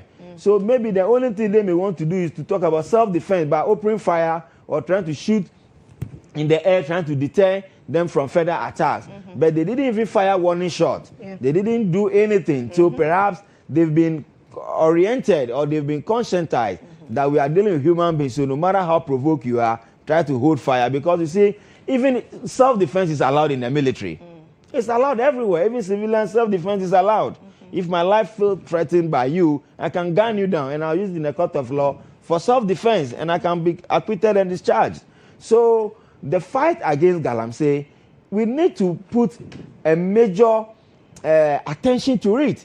Because if the MPs are getting involved, then the situation is getting more dire. That is why we are saying that political financing, Madam Lily, is a key to this conversation. We have been hiding away from the political financing aspect of the conversation, and we think we can win this war against Galamsey. Let's stop playing the child's game. We cannot win this war against Galamsey when political financing is a major issue in this country. When the citizens they feel they are demanding too much from the politicians, how do you expect the war to be win against Galamsey? There is no way we can win this war. Because we have created the impression that, look, you go for a political campaign, you can go and tell them all the nice things, they will ask you anything Nikwakwani is saying. Nikwakwani say, how much have you brought to share for us? So how then do you turn around as a citizen and be saying that we are not winning the war against Galamsey? You are a culprit, you are an accomplice in it. And you go to the communities, you see some women also fighting so hard. They are not even in the pit, but they say their husbands are getting money from Galamsey and using it to feed them. So they'll do everything humanly possible to protect their husband. Then you turn around and come and tell me you are fighting Galamsey. So I am betting every dime today that if we win this war before 2028, I have given my timeline. I don't want NDC to tell me that they are waiting and when they win the next election, or the chances that, they will come and hoodwink us into believe that, we did A, B, C, D, we have not finished it. So give us another mandate for 4 years. And when we give us that 4 years mandate, we should be able to win the fight against Galamsey. We will vote against them. Because we are giving them just up to January 2028. If they are not able to do anything that significantly, we can say River Pra, River Densu, all these river bodies that we have destroyed them with impunity, they are getting their colors back and all those, they are getting their stability level drop, then we can appreciate that. But anything other than that, Ghanaians, let us look for an option. I keep saying that the duopoly believe that it's either A or B, so they don't take you seriously. They don't believe in anything. It's all about self-interest. Self-interest. And look, the politicians, look at the things that they are doing. Look at the quantum of money that we are wasting around. Look at 189 million Ghana cedi was spent out of budget. What kind of people are we, Madam Lily? So this thing that has happened and the MP's name has been brought in, the Speaker of Parliament should quickly constitute an investigating body. They should constitute a committee because what has happened, a member of Parliament's name has been brought in. So I'm urging the Speaker of Parliament to let Parliament take this matter seriously because a member of Parliament reputation is on the chopping board or is on the line. So I expect the Speaker to quickly constitute a committee that will investigate this issue further. Assuming he is found guilty or found culpable in this one, he should be dismissed immediately as a member of Parliament and declared a seat vacant. You see, these are the things that we can do to send signal to them that if you are an MP and we are caught in any of these machinations and shenanigan movements and here and there, your seat will be declared vacant. I'm sure they will wake up. Because see, there are many MPs in the mining areas who are gravely involved in illegal mining. Let us admit to it. But to the gallery, they will tell you we are not involved. Oh, GM said we shouldn't get involved. But GM cannot micromanage all his MPs. No matter his good intent, JM cannot micromanage all his MPs. And the DCs too, he cannot micromanage them. Even he said that they should declare their assets at a certain level. As of today, how many of them have declared their assets? The CEO, the board chairman, the minister, how many of them have declared their assets? I'm expecting that an official website should be designed so that if I'm appointed as a DCE today, my asset declaration should be on that website that any citizen at all can check it and find out that I have 1 house, 2 cars, this and that. By the time I am exiting office, the system should be updated that these are the things I've been able to acquire and acquired it legitimately. Okay. But if you are doing this thing, Mohammed will give a directive, all MPs, I say all ministers, all government appointees, I'm giving you this deadline. If you don't file your what do you call it? Declare your asset, I'm going to sack you. As of now, has he sacked anybody? Are we trying to admit that all the people GM has appointed, they've all declared their assets? Is that the case? Is that the case? So these are the reasons why we are where we are. Okay. So we are pleading to the people of God and country that unless we take our destiny into our own hands, if we think NPP, NDC, they are the panaceas to our problem, since we overthrew Kwame Nkrumah, have we been able to declare any area of our economy that we are self-dependent and self-sufficient? Zero. When it comes to education, zero. When it comes to infrastructure, zero. When it comes to manufacturing, agriculture, and everything, zero. Every aspect of the Ghanaian economy, we are not making significant progress. But that takes me to my next topic. I'll just take a quick bite. Okay. I gave my 3 or 4 minutes. Well, when I come to you for the next topic, you can touch on it and then continue. that brings me to, since he talks about progress, the cancellation of the SML contract and some stark revelations in there. I have heard some persons, Senyor Hosi, he says he was in the midst of all these, before it even came to light, he started bringing to light the issues with revenue assurance with the GRE. And he says, we did not as a country need SML. The man at the center of this investigation, Manasa GHOne, also says, we did not need this contract. Now the question is, why SML? Was it something that the GRE could not have done, that we needed additional hands to? Couldn't we have given whatever it was mandate to the GRE to be executed? Doc. Well, there's a reason why people may look at this as duplication of effort, and I think, in summary, most of the arguments have been that it's a duplication of effort. However, not that I'm here to talk for SML, but I think that quality assurance largely also feels like a duplication of effort. Now, the key question is that maybe the quantums paid for this double checking is far in excess of what is actually done. So I'm of rather that school of thought that the additional check is good. Cross-checking is good. However, the argument is largely on whether the contractual sum is exorbitant. And that remains to be determined by the accountants. But I'm of the very strong view that considering the wastage and then considering the need to ensure that fuel or gas are not lost, any technological application or things of that nature that are added on to reduce losses is in the interest of the corporation, except for the fact that we need to be mindful of contractual pricing. And that is where then I think I would reserve that for the President Mohammed has asked for the cancellation or termination of that contract. And then on the back of that, the special prosecutors also said that, well, he's going to begin processes to try the former finance minister in absentia. Well, that has been my argument from day one, that, you know, a court of opinion is not what we want. A competent court should hear what the counts are, and then we go from there. But this whole idea, in fact, he shouldn't tell us that he's about to go to court. He should go to court. I mean, I'm getting a bit, as it is, tired of the PR work or gimmicks of the special prosecutor. And I really think that we should rather even put this in the hands of the Attorney General. That's my thinking.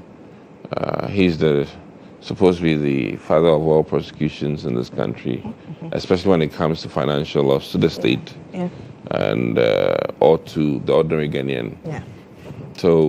So much I do about nothing when it comes to Ejabring. I really think that enough of his theatrics. He should have gone to court even before Interpol. Okay. That is my thinking. Okay. And a judge should have supported him in going to Interpol. It adds weight, and it also serves as a cross-checking of even his work. If all prosecutors could just write a warrant on their own, then we'll have a huge problem. But there's a reason why there are checks and balances, so that a prosecutor makes a case to somebody who then agrees that, yes, you can have a warrant to search, a warrant to go into the person's house, a warrant, to do all of these things. So I'm really of that opinion that we need to, if we want to go still with the Special Prosecutor's Office, we need to double check on that. Okay. So that you cannot just do a red alert on your own as a prosecutor, but you need some approval. And there are damaging or repercussions when you damage people's reputation. Sure. And I say this not because I wish to protect the likes of Atuforson in the future, but any of us could be in that position where your hard-earned reputation can be just damaged. Absolutely. Who knows? If the special prosecutor had gone through Parliament for a warrant or an approval to do this on international shores, because mind you, this tag of corruption on former finance minister also impairs your country's own financial standing. And we are looking at indices to improve. We want the S&P, the other indices, financial indices, to improve. And when you put this tag of impropriety or misappropriation by our former finance minister, it puts us in a hole. Okay. It puts us in a hole. So these are my few comments. Okay. Let me take yours, then I'll come to Richard. Still on Galamsey. No, Galamsey. You need extra 1 hour on Galamsey. I don't have enough time. So if you can, okay. Because SML's problem is still not in court, I wouldn't want to say much before they will call me for questioning. The fact is that it is true that our able president, Mohammed, has called for the contract to be terminated. And the revenue assurance contract of this nature, I don't think in the first place, it wasn't something that we should have considered. OSP, when the letter came out, it is the Secretary of the President, Dr. Callistus. Dr. Callistus, that brought the letter out. And OSP too said there were procurement irregularities and contract overreach, and there was no value for money. So you see, when I read through it, I concluded that this is the true definition of, hey boys, let's come together, let's create, let's loot, then we share at the end of the day. That is the true definition of the whole contract. And the reason why I said I don't want to say much on it is that I've gotten information from one side. I tried getting response from SML. I didn't get much, but what I gathered was that they have denied any wrongdoing. That is basically what they are saying. And they are saying the operations that they carried out was very lawful and transparent. That is what they are claiming for now. And that all that they did was for the benefits of the state. Though they took money out of it, I don't know whether the state benefited from the money. But they said all that they did, it was for the state to benefit. And where I got the idea of saying that I don't want to talk much on it is that they said they are ready to cooperate fully. Okay. That is what they stated. And they said they will present relevant documents. And they remained calm. And they will only say much after they go to court. So if somebody says this, what can you say? You only wait for OSP to take them to court, and we see at the end of the day what will come out of it, so that we discuss it more. Absolutely. If it is OSP, his own, we need a whole 1 hour plus to talk about it. So I will jump it because I have my own reservations about him. I pray he will not come and later come and sing a song. What is it? The song. Is it Menkomenam? No. Something but. Oh, okay. That is just by the way. Huh? Yeah, it's that is it. So at the end of the day, I pray he will not come and sing any song to us. I pray he will do his due diligence. He will do whatever that is necessary for us to carry on. And you see, this SML, it started way back 2024. Even the then president wanted to terminate it. So it's not like it's now that NDC is putting eyes on it to terminate it. Even under Oforiata's own government, they wanted to terminate it because it was so not looking good. But they weren't able to terminate it. Okay. And we are doing it for them now. Okay. But tagging Oforiata as corrupt, Doc said it will affect our country. You see, what has happened around Oforiata, if we are talking about corruption, Oforiata is the locus classicus of it now, because he has not been able he has not been charged by a competent court of jurisdiction.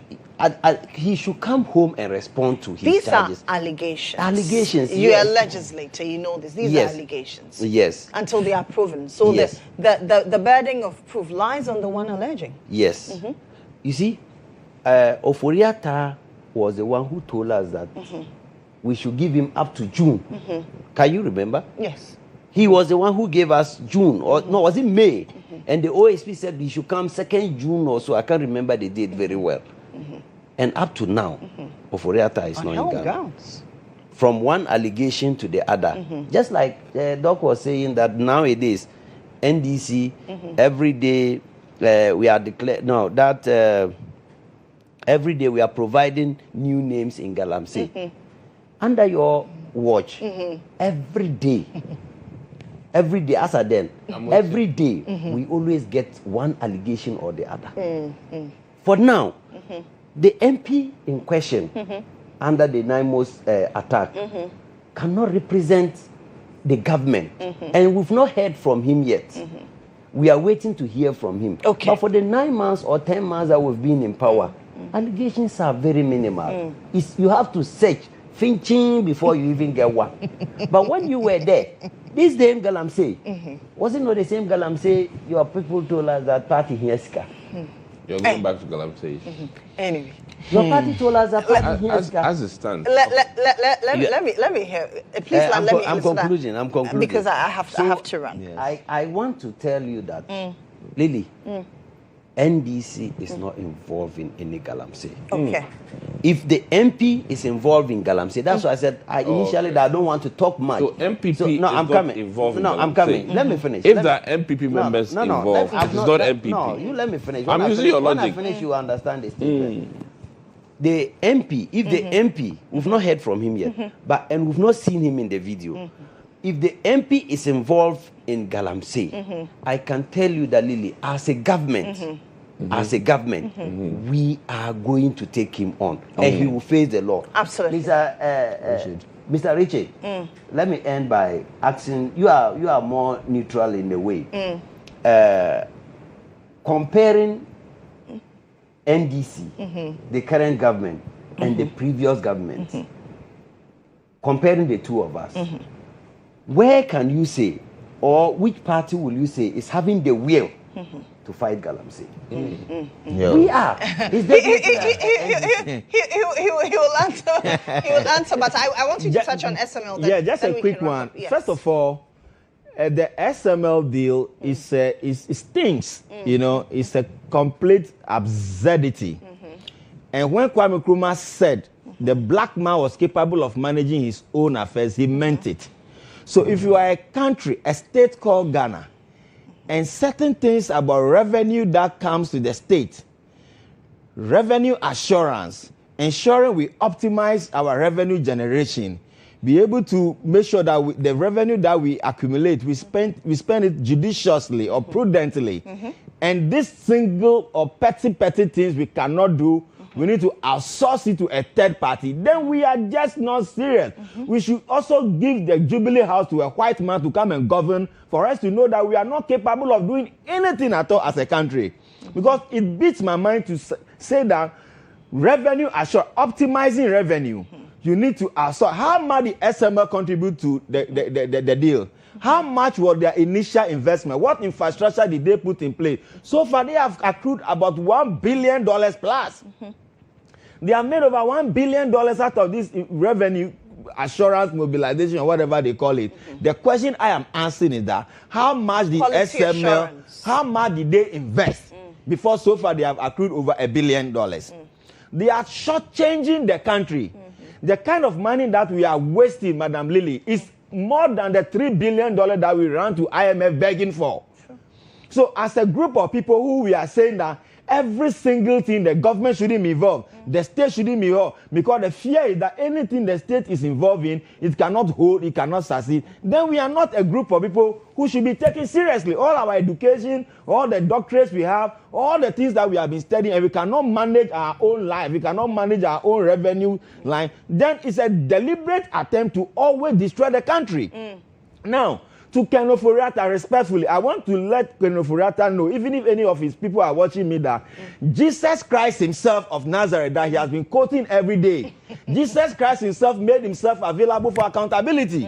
When the Pharisees and the Jews were saying all manner of things against him, he knew what was ahead of him, but he made himself available for accountability.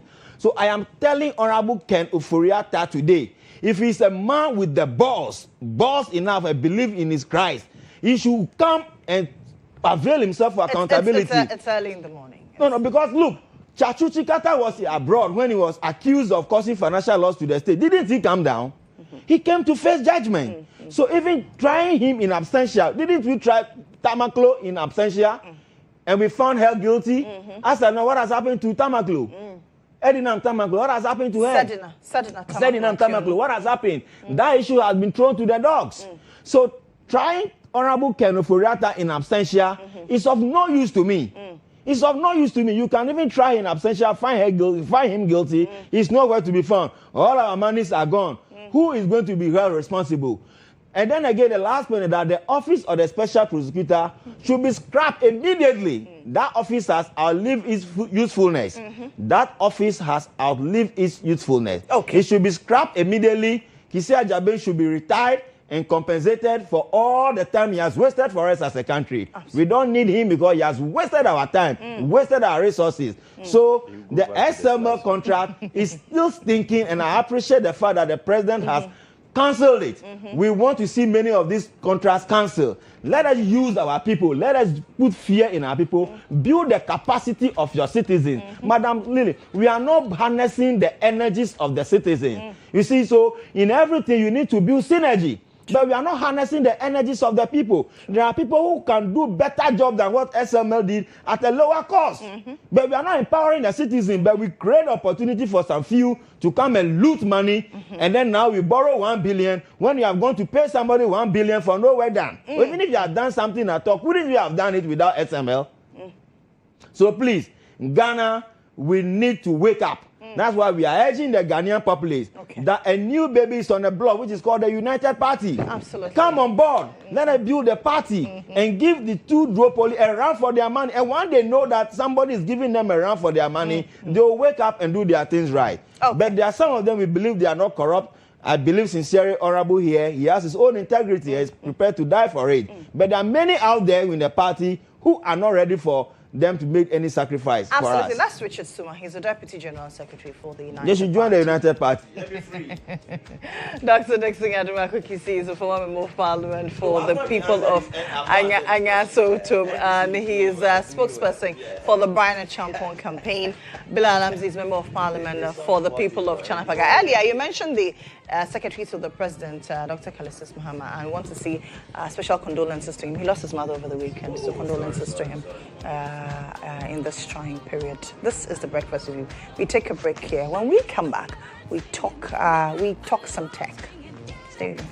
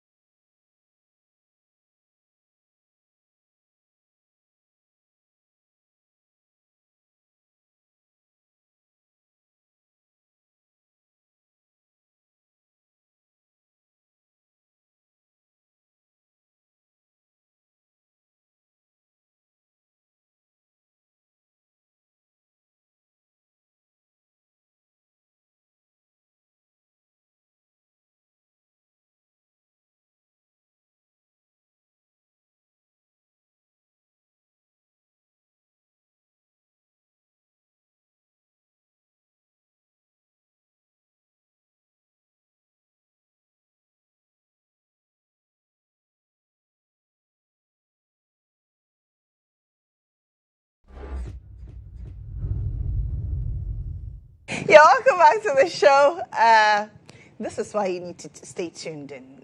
It's now time for Tech Daily, and I want to help you protect your data. And there are two astute personalities who will help you do that. I don't have the knowledge, but my guests will do that. My guest this morning, I've been joined by Dr. Kwekwa Hinasari. He's a senior lecturer at University of Ghana Business School.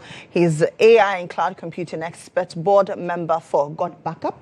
I also have Dr. Dorothy Hansen. She is a medical doctor, strategic partner, Africa's leading woman, and GHOne Backup.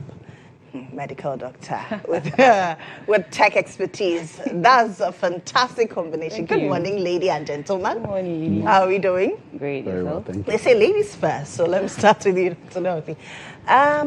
Who are you, and what piqued your interest in AI and tech for a medical doctor? Wow. I'm intrigued. Thanks for the question. So I'm a medical doctor, like you said. I work at International Maritime Hospital. I'm currently doing my family practice training, family physician training with Kolebu. So my passion is in helping people find solutions to their problems. It's been medical problems until a couple of years ago when the excitement of tech got me. So I've gotten a new passion and have become an advocate for helping people secure their data. Data protection has become no longer a luxury, it's become an essential thing. And helping people find solutions against data loss.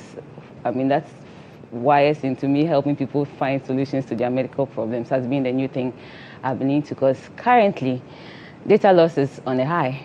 As much as we are creating loads and loads of data, the stat says we are creating approximately, I think, 402 million terabytes every single day from these devices. And the need to protect it cannot be underestimated. It's become the story of the day, and helping people to find solutions to medical problems, helping people to find solutions to data problems has become my new passion. That's how come I've gotten into data story now. We'll talk about GHOne Backup. We'll talk about it. But sorry, you are a senior lecturer, business school, and then you have expertise in AI and technology. What got you interested in AI, and how have you been able to infuse that with lecturing, especially at the business school? Well, AI is around us. It's been around us since 1956. It's been there. The thing is that it's gone quiet until quite recently. And if you look at the way the world is going, if you just type into Google, what are the best industries, the high-performing industries in the world? They are all into technology. Sure. Now, the top 10 companies, 8 of them are into technology. And all of them are using AI. Artificial intelligence is the new electricity right now in the world. And any company in the world that is not honed onto that will die off in a couple of times. I mean, it happened when the iPhone technology and the touch technology came. And Nokia was just bluffing. They didn't want to go into it. Okay, Ericsson was bluffing. They didn't want to go into it. Today, they are extinct. And that is what is going to happen. It's going to just exit a lot of companies out if they don't glue themselves with AI and data. And I have to say data because AI depends on data. 100% of the AI is data. And when we say data, we are not talking about internet data. We are talking about your pictures, the videos, the documents, the registry files, all of those things. That is the data. Now, these days, many people are using that data in everything. And the technology world know that. That is why Google is championing things. That is why Amazon is leading things. That is why Facebook, all of them are dealing with AI. And so we saw that, no, we need to institute AI into our department. And so we brought it into, and you see, AI, when it's connected to business, it flourishes. And people think it's tech. No, it's business. That's how I want people to understand. Okay. It's not just tech thing. It's business. We are running with it. It's in our palm, and we are dealing with it. So the Business School instituted multiple master's degrees in MSCs, in data analytics, artificial intelligence, business intelligence, and all of these are running. Now we have undergraduate and PhD courses as well. And have we been able to, as a country, since you're running these courses, hone, like you mentioned, hone into AI and be able to make better use for the country? Not yet, because it takes time. Even in America and Europe, they are now really getting their grips on it. So that is why we need this advocacy. Okay. We need people to know that anybody can go into AI. In fact, they are already into AI, just that they don't know they are into AI. Because as long as you are using, smartphone, and you are dealing with the data of pictures or videos or any sort, that is AI for you. And so you got to know how it is working, how you can even benefit for it. In fact, you got to even know how you can benefit emotionally, financially, and everything from it. Because we use AI, we use data when we are dealing with internet, WhatsApp. Okay? We use it when COVID-19 came. Everybody was doing meetings on Zoom. True. And AI drives this. Okay, data drives this. Okay, whatever is happening in this studio, you keep some of them. You store. That is data. That is AI. So data engineering is really growing at a fast speed, and it's important that everybody understand what it is. It is not too tech like people think. It's not. It is very relaxed. It's very relaxed. And that is the whole idea. Dr. Hansen, he says it's very relaxed. For you as a medical professional, how has it helped you, especially when patients coming, their history, you cannot trace it? How has it helped you? And how do we make sure that we use it adequately to better our healthcare service delivery? So, thanks a lot. In health delivery, I mean, healthcare itself is information. Sure. We cannot do anything without information. And if information is lost in healthcare, it's actually a risk to the patient because it interrupts the care, the continuity of the care. They may have to perhaps repeat labs they have already done, and it's just a whole burden. And we can't we can't do without it because now with where we are going, with healthcare even, access to information, new development, trends, it all holds on data. And data storage is what will help us make proper decisions for our patients if we have enough information that is being gathered. Currently, I think we have had some challenges with our health information systems recently, and it has actually brought in some blocks in delivering care. So we can't do without health data for now and even in the future, because if you're able to collect enough data currently, we can even predict what's going to happen in the next few years, because in our circles, we don't even have enough data in Africa, even in Ghana. So, and we are seeing a lot of non-communicable diseases, and these are diseases that are lifestyle related. They run in families. What are the trends in Ghana? What are the trends in Africa? What can we do to prevent them from even getting to the stage that it gets complicated in helping the next person? So I think when it comes to healthcare, we should collect even much more data, and the security and privacy of it is even more important.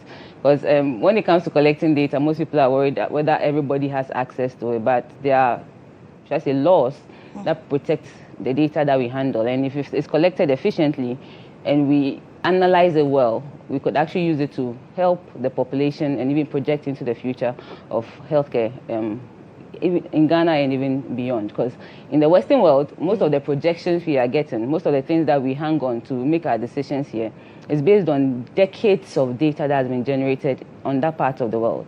But on our side, we're still not doing much. And it's essential. We should all start it now, even than later. Because with AI coming in, you can only imagine how many solutions those systems can help us make, rather than having to go through long processes to generate information over and again. So, you say that as a medical professional, you thrive on information. Have you had real-life instances where a patient comes before you, the information is lost? What do you do?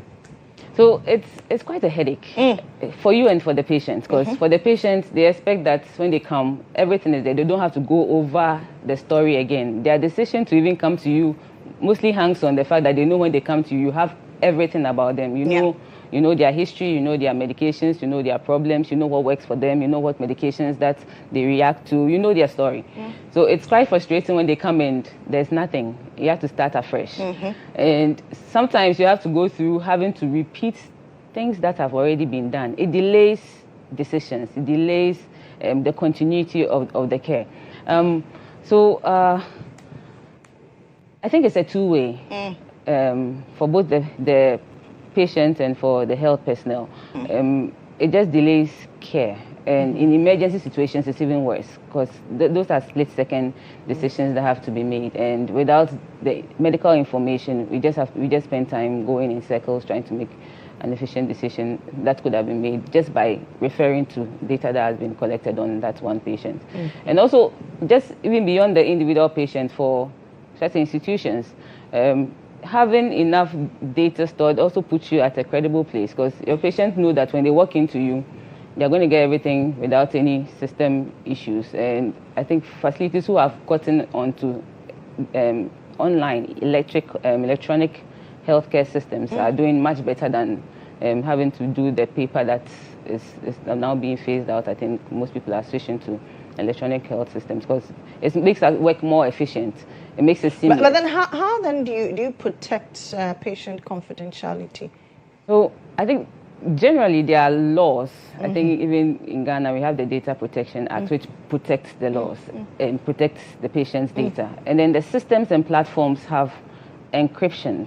These encryptions ensure that at the user's end and at the service provider's end, nobody sees the data. There are protocols and accesses given to people who can access the data. So as long as you're on a secure platform that is encrypted end to end and has those additional protocols, I think there are some things that are called zero knowledge privacy. There are other security protocols. I think Go Backup has quite a number of them that ensure that once your data is being uploaded on our platform for your health records, nobody has access to it except those authorized people. So the data that goes in is like plugging into a big vault where information is stored, where you hold the key. The access key is with the user who is going to plug in. So data security depends on the platform, and most platforms provide, I think good platforms provide the encryption that you need to secure your data so data breaches do not happen. There are laws. Everybody is really concerned about the privacy of their data when it comes to having to put it out there. There are laws that guide it. And rather than, I think, worrying about the privacy, the loss is even bigger when you have lost that information. So trusting the platform that is going to offer you that security for your data to be placed on, I think is priority over the fear of information going out. Okay. What is God backup? What are we backing up? Is it just my pictures, my videos? What am I backing up? You're backing up every digital file. Your videos, your pictures, your documents, your files, your registry files, even things in your emails and things that you've scanned. You see, these days, when you start to work, normally they'll tell you in the beginning, go and filing. Okay? And then you start packing files, and then when you get to some place, you have files upon files. The world is moving away from these things. Imagine right now, if I ask you, when you were 6 months old, can you show me your picture? I'm not sure I can find it. Exactly. But that is because there was nothing to remind you or your mother to secure those files. But imagine you can get every year, you can get a picture of you since you were born. Imagine we can track the data since 1957 of Ghana's information. Imagine I was just going to assess the efficiency of the Ghana's Premier League to see how we are performing relative to the English Premier League. Then I realized that there was no data from the time I was looking for it. But then when you go back in 1912, you can get information on that. Why? Because data is very, very high. And that is why sometimes we go to international markets and people don't respect us because they have nothing in the past to deduce what we can do in the future. So God Backup provides that platform for people to store their entire digital life. Now, when you know that you can digitalize something, let's say this thing is physical, but when I know that I can digitalize it, I will now take a digital frame of it because I know I can store it. Now I know there's a storage capacity there. So I can so you will start taking digital information all the time because you know there's a storage for such things. God Backup provides that. But it doesn't just provide a cloud storage. It's a whole collaboration. See, like the way Dropbox is, it goes beyond that. It goes beyond the collaboration of that, and allows you to speak to your document. If you are even dealing with documents, you can speak to your document and allow the document to type things for you in the language that you prefer at any time. And then you can tell the document to read itself to you whilst you do other things. And you can be talking to somebody. You can have someone even in China who is speaking Chinese. You can't speak Chinese, but then the information he's speaking in Chinese is written automatically in Chi for you. Really? Yeah. And then you can now read that in Chi because the artificial intelligence has integrated that collaborative element. So Go Backup is not just a cluster. There are so many things that people need. Companies need that. Individuals need that. And you're going to realize that every social media influencer needs that. When GHOne came, when they started, if we had to go back to the archives from day one, all the information, Go Backup helps you to keep all of them and make sure that they are in the right order. And this is in the cloud, so you don't need to worry yourself. Already we are data protected. And that is how powerful it is in protecting them. But how different is Go Backup from the usual data storage, what do you call it, ones that we have out there? Dorothy, go first. Just like the other cloud storage services, but Go Backup is more. It offers more space, it offers more flexibility. Let me just break that down.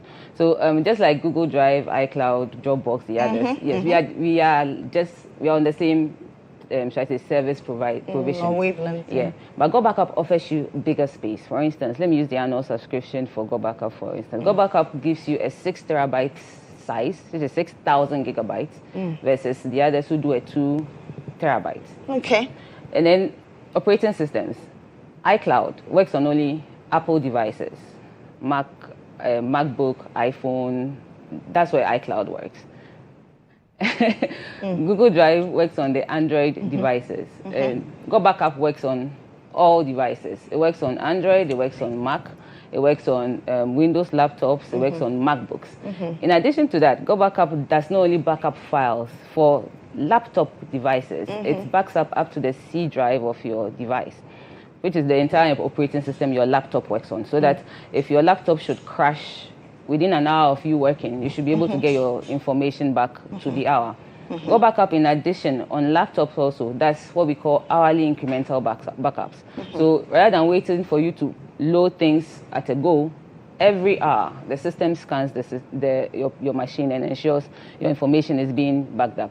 The price points, I won't even talk about it here, we'll talk about it later. It's more cost effective than our competitors do. Okay. And it's a set and forget system. So once you have set it up on your tablet, your phone, just forget. So it means that it's compatible with any device? Any device. Okay. Any device. Gives you more space than the others do.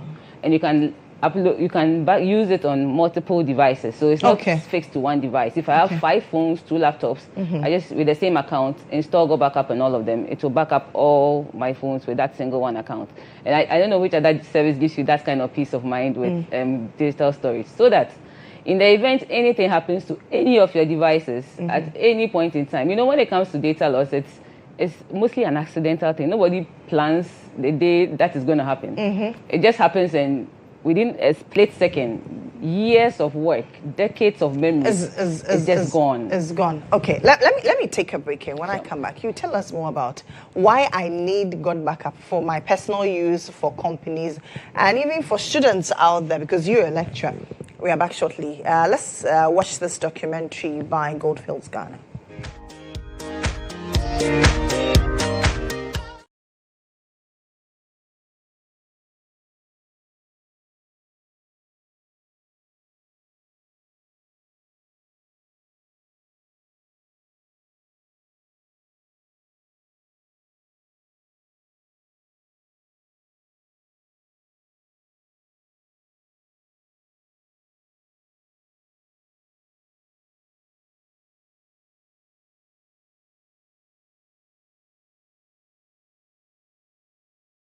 Wow, my dear boy, ewo yensu semu. Foundation it to nsu. Edin kan man boho nkoko 6. Za nsu ni na ye use ya for some time. Na edrum rebi no so no. Yakopandom. Foundation yes anso ebe boy mechanized borehole 4. The foundation provided 6 boreholes, followed by 4 mechanized water systems, a significant investment and a key step towards building a healthier, more prosperous community. Additional project it's me aside nsuo and naya go for 2 million. And it's a committee and as a community so sky nya efi nsuo no ho it's me etu nsuo miensa e de aka go for more dear 4 na more the million. Beyond providing infrastructure, the foundation empowered the community to take ownership of their own future. A water sanitation community, WhatSan, was formed in collaboration with the Takwa Itswaem Municipal Assembly to manage the water systems. Their forward-thinking approach has been a case study for success, creating a sustainable revenue stream. I and my community, especially the assembly member and the committee members, realized that you cannot be going to Gophers to ask for money. So we sold the water. Formerly, we were having pipe stands in the communities. So you go there, you buy, whilst we have an attendant over there, at the end of the month, the little that we get out of it, we pay that person. So in a way, we employ people. Then we realize that the more the water go out, that is where we can also get money. So we decided to extend the water to individual houses, those who are interested. So at the end of the month, after reading the meter, we give them bill. We created an office here. You come there, you pay after we've given you your bill. This project has had a profound impact. It provides water to about 11,000 residents and supplies free water to the 3 basic schools, eliminating a significant barrier to education. God's person, you try fine, quite chick a cancer in you. They say I'm a crummy bench, you know. Until I might make quiet here, I won't show no. We only had clean water here through Gophers, Ghana Limited. Science community, about 11,000 population. Ye use ye ma ebi students are more school. I say obia ewo nsuoni bi a eboa ma education ekoso. This project exemplifies how strategic infrastructure development combined with community empowerment can transform a community and create a sustainable, healthier future. It is really a great privilege for the school to have access to free, reliable and then potable water, because this has contributed a lot in the school's activity. Previously, we had a challenge of the learners coming to school late because of not having access to water to do their daily domestic activities. But since the introduction of the water in the new Atwabo community, students are always getting access to water in running their daily activities and then coming to school early. We also had in the school a challenge whereby students have to carry buckets crossing streets to fetch water to help the school undergo hygiene and then sanitation activities. But with the introduction of the water in the school, we have overcome this challenge. And so water is available in the school for us to be able to carry out sanitation and then hygiene activities.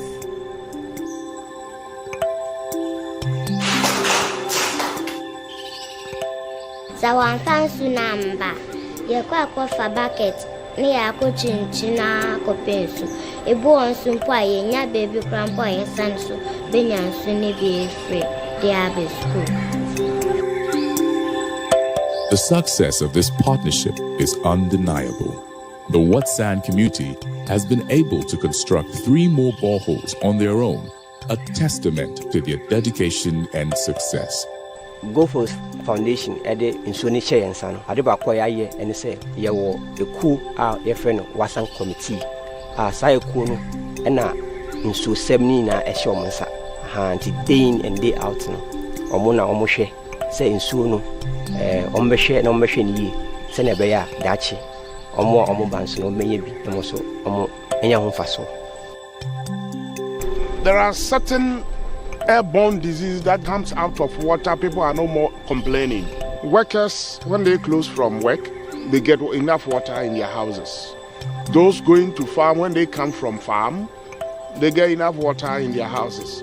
So we cannot say that once water is life and they are getting water, then it has impacted massively in their lives. Nedin kind of you better go for sports degree. Ewo ni omo ye man ewo yensu semu. Omo man training ewo kwana ye be fa so am manage yensu. Ye manage yensu ni do bebre no. Ye nya sika. Sa sika no yakopan do yensu de 2 miensa account ma na 7. Nti no vice de be ma other communities ni say go for and I say different company bi kwa bo etum so ma on. O say omo etimi manage nsuo ni yi. Se na be ye omo kon rely owo company so na mo etimi manage omo nsuo because of say yetimi atchoke so many success factors crampon omo betimi ko rely on yenso na yenso training and say mboa go face for the boy yenso etimi e dey aboa omo I manage the community na awona wa boa mansu wa bie nyansu wodi aba efise se wan fensu namba enka school yijumedi bebrere nkodo yeda wana sepa. I will appreciate the Go First Foundation. They have really been doing a lot, but I think that the introduction of water in the community has done a lot, since we all know that water is life. Without it, there is nothing that we can do. So we will say thank you very much to Go First Ghana Foundation for making it possible for the community to have access to the water and even extending it to the school. And to the community, I will say that we should all learn to take advantage of this facility and then make sure that we maintain it so that we do not give much problem to the donors or the Go First Foundation. If they should come again, then it should be something different that they are bringing. And so the culture of maintenance is very, very important for the community members. New Atiabo is rewriting the script of corporate social responsibility. The community is not just receiving benefits from Goldfields, but is turning its relationship with the company into a meaningful partnership. Through its own efforts, the community is able to provide adequate water for itself without depending on the state or on Goldfields Ghana.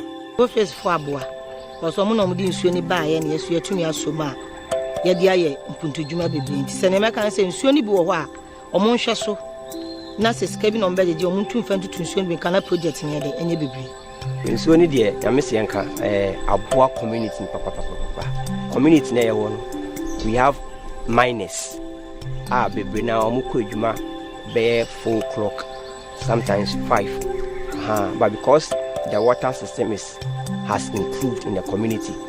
That time no krano, almost sorry, they get access to water, which means a boama omujuma semo omoye no kone nimbebre because ebe ya say wako battles na wako se nsu na nsu ye de in emba.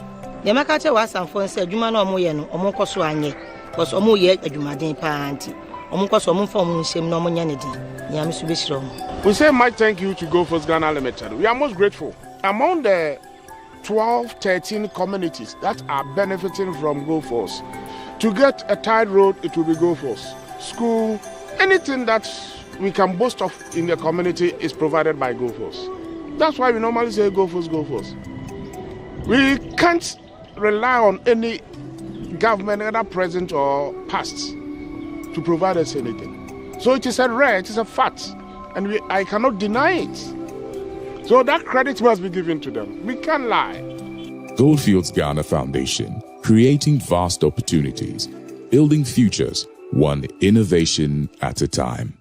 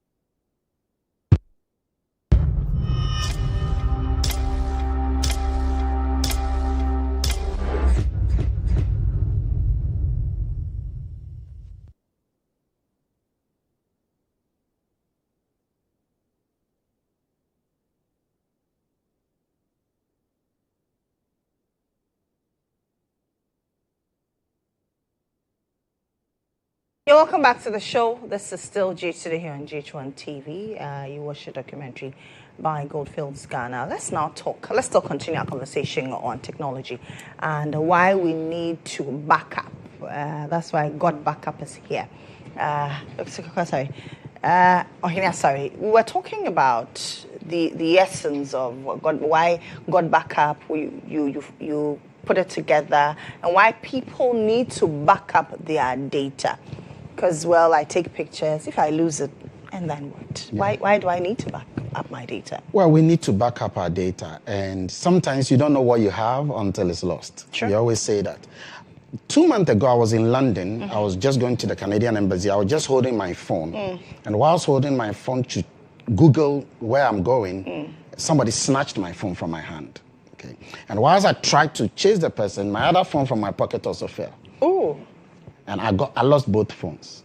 Everything I have is my phone. You see, you have your bank account information. You have so many things on your phone. You have stored information. But because I also always back them up into the cloud, even though I was a bit sad, I was happy because I just turned on my God backup. I got a new phone and everything was back as if it's not lost. Data is oil. Data is oil, whether it is pictures or videos or documents. You see, you don't know until it's gone. It's gone. My laptop just crashed last week, okay, because I have two. One just went off, that blue screen, everything gone. And then it says hard drive lost. If I did not back them up, if I hadn't backed them up into all my years of academic is gone. And that is why it's very important. Okay? Sometimes when people lose their items, okay, and their phone is lost or laptop is broken, you tell them that, what is your problem? You can buy another one. What do they normally tell you? My problem is not even with the machine. It's what is on the machine. The information. The information is critical. If people will die for information, we store them, we keep them, we even blackmail people with them. And that is why we need to protect those things. Now that brings me to a very critical part. You say people are able to blackmail people with information. How am I sure that whatever I'm storing will not be leaked? In this era where you were there, somebody will be sending you messages because they got data on you from somewhere else. Okay. Well, she already spoke about we have a high security encryption, data encryption security. Gobaka has something we call 256 military-grade encryption and security. It is the same security system the CIA in the United States, the MIS in the UK, okay, the Russian Security Service, that's the same security that they use to protect serious government information. Okay. Now, 256 security is the highest ever in the world. 68 can be cracked, but 128 has never been hacked even in the world. And we are talking about a double of that, 256. So your data is secured. What it means is that you are the only one with access to that information. Not even the owners have access to that information. I must say that in this case, Google Drive is also good in that regard. They are also well protected with their security system. But then the advantage GoBackup has is that it has several other things that the other competitors don't have. So your data is highly secure. You don't have a problem with it. I can't see your data. You can't see my data. Now, guess what? Let's say you forget your password. Let's say you forget your password. They can't give you your password. What they will do is that they will give you a link for you to recreate a new password. Okay. Which means you still bring something they don't what? They don't have access to. Okay. So your data is highly secured and you can use it to back up your file. Data file. Look, every company needs information. These days, printed materials are vanishing. If you check, when was the last time people buy newspapers? You will hear the information that a helicopter or something has gone down before the newspaper. And that requires you to take that data file and put it out there before somebody will get to know about it. And it's fast. You are not buying. It's moving so fast. And so that is why everybody needs to be concerned about it. Because take, for example, your mobile phone. You use it for chatting, you use it for TV, you use it for internet, you use it for courting, you use it for marrying, you use it for wedding, for church. The first thing you pick up when you wake up from bed is your phone. Absolutely. The last thing you put down is your phone. And everything, that phone is not just the phone, it's because of the data on the phone. The data on the phone is what makes the phone the phone. Sure. Okay? Otherwise, using it to make calls. How many times do people use their phone to make calls? We use WhatsApp calls most of the time now. People are using more of data, WhatsApp information. So that is why we need to protect what we have. Because, let me give you a scenario. Some time ago, Instagram went off for about 6 hours. WhatsApp went for about, you remember that time? I tell you, billions of dollars were lost. Yeah. Okay. There was a company that I knew in America, they lost about $6 billion. Some companies within that period, in fact, Facebook lost billions of dollars. It was even sued as a result of that. That should tell you how powerful we need to protect data. And everybody needs to be concerned about it. Okay. When you lose your information, and somebody might say, I'm not tech guru and all of that. You are using the smartphone. As long as you are using the smartphone, you have information you want to protect. You have pictures, you have documents, you even have contact, you have emails, you have information you want to protect. And God Backup helps put all this together. But how do I get God Backup? Do I need to download it? What do I need to do? Sign up? What do I need to do? So it's an app. Okay. It's a mobile app and it's a desktop app. Okay. So you download it if you're an Apple user from Apple Play Store, Google from the Google Play Store. You download it, and then you have to purchase it to use. So you have to purchase it using a link to purchase it for use. You can download the app once purchased from the website. I think we'll make the website available, and you can get all the information you need on it. So it's an app. It's an app. It's a desktop app and a mobile app. And I wanted to add to what Dr. Sari said. It's not enough nowadays to have a device without a backup. You can buy 1 terabyte of size mobile phone or whichever size laptop. If you don't have any backup for it, it's just a split second and your data would be gone. It's lost. And another thing, you know, these days when you look at the phones that are being created, they don't have memory card slots. Exactly. Okay. Why? Because they are trying to make everybody go online. They are trying to tell you that, look, we want you to put your information in the cloud. Because that memory card slot it has an expiry date. Okay, it can break, it can be lost, but then when it is in the cloud, it is not lost at that point. And so everybody now getting a new phone recognizes that you need to have not an external hard drive anymore. I have found but then you have that. So gotbackupghana.com, that is a website where a person can get more information. Now, if a person really wants God Backup itself, you have to speak to someone who has given you, a link, okay, to be able to get it. So if I give you a link, you will be able to get it. But I want to just say that it's not just a cloud storage. It's very important to understand that it is a whole collaboration that I spoke to you. You see, you are backing up the file, you are opening the file, if it is a Word document, you are editing the file, you are using multiple languages to do the file, you are allowing the language to be spoken to you, you are speaking Twi, you are speaking English, it's converting it to Twi, to Gan, to Ewe, to Chinese, to multiple languages, and you also have the ability to use it to run your own business. That's another thing. Okay, so let's say you have a company, and then you want to bulk out email to people. Multiple people you can use. There's a system there that would allow that will allow you to bulk out. You can even set up the system in such a way that you can say that I want you to send this email. Systemic bulk broadcast. Exactly. I want you to send this email to these people every Monday at 7 o'clock and forget it for 20 years. And then it keeps doing that. Okay. Wow. You can now set it up. I want you to send this email only on December 24th. And it will do that for you. Okay. The system is there. There's even an upgraded system of GoBackup where you can have something we call Viduba. Okay, where you create a video, and that video is automatically sent to all your social media handles. You don't need to go here to TikTok to do it. Go there it will send it to all. It's synchronized. It synchronizes automatically. Okay. And then it also has a system there where you can tell people that I want you to leave a testimony. It's called testimony generator. They should go there. They should put their phone. The video comes on automatically. So if you're a company, you get people putting in their videos and telling you how your company is doing well, how your organization is doing well. All of these are inside the God Backup facility. And there's more. Let's say you go for a wedding. You have a cameraman. For some reason, the cameraman didn't come. Or even if they came, you can tell all the people at the function, whether it's a funeral or anything, I'm giving you a link. Everybody who takes a picture, click on this link, upload it there. Everybody will upload the pictures there. You can now go and clean it, and then you can send it back to anybody. You don't need to put it on your phone or hard drive or anywhere. You just send everybody to that You link. don't even need to say, oh, airdrop it to me. Exactly. They just go there, they choose whichever one they want. And then this is called memory place. You can keep several videos and pictures and memories. Wow. You know. So now you can create a wedding album. You can create a naming ceremony album. You can create several other things. And you can create your own document as well. Okay. So you go for a conference, people say that, oh, I needed the document. Okay.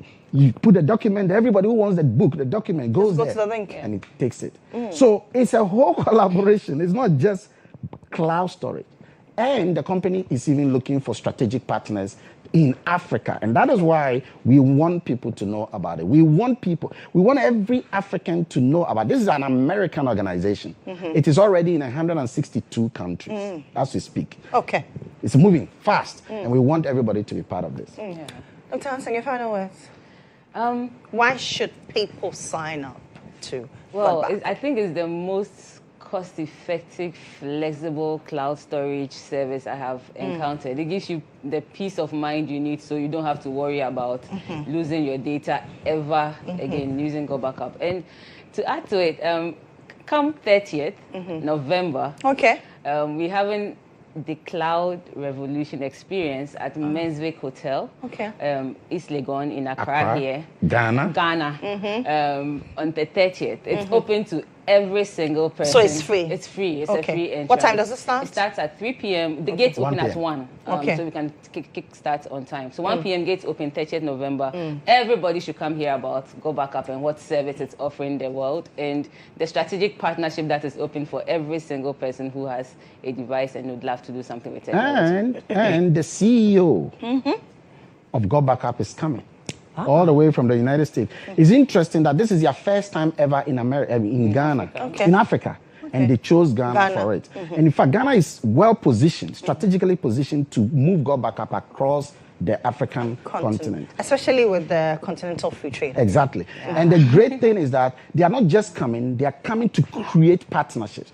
Partnership where people can make Go Backup their work, their jobs, their projects, and make some very good income also for themselves. So we encourage everybody to be part of it and come and see the cloud revolution. Absolutely. So please, sign up. I have already opened mine. I'm downloading. I'll sign up. And then we can all have everything backed up. So please, God backup. That's Dr. Hansen. She's a medical doctor, strategic partner, Africa's leading woman, God Backup. And Dr. Kwekwo Hinasari is a senior lecturer at University of Ghana Business School. He's AI and cloud computing expert and board member for God Backup. My name is Lily Mohammed, and right now I have backed up. I am back after this breather.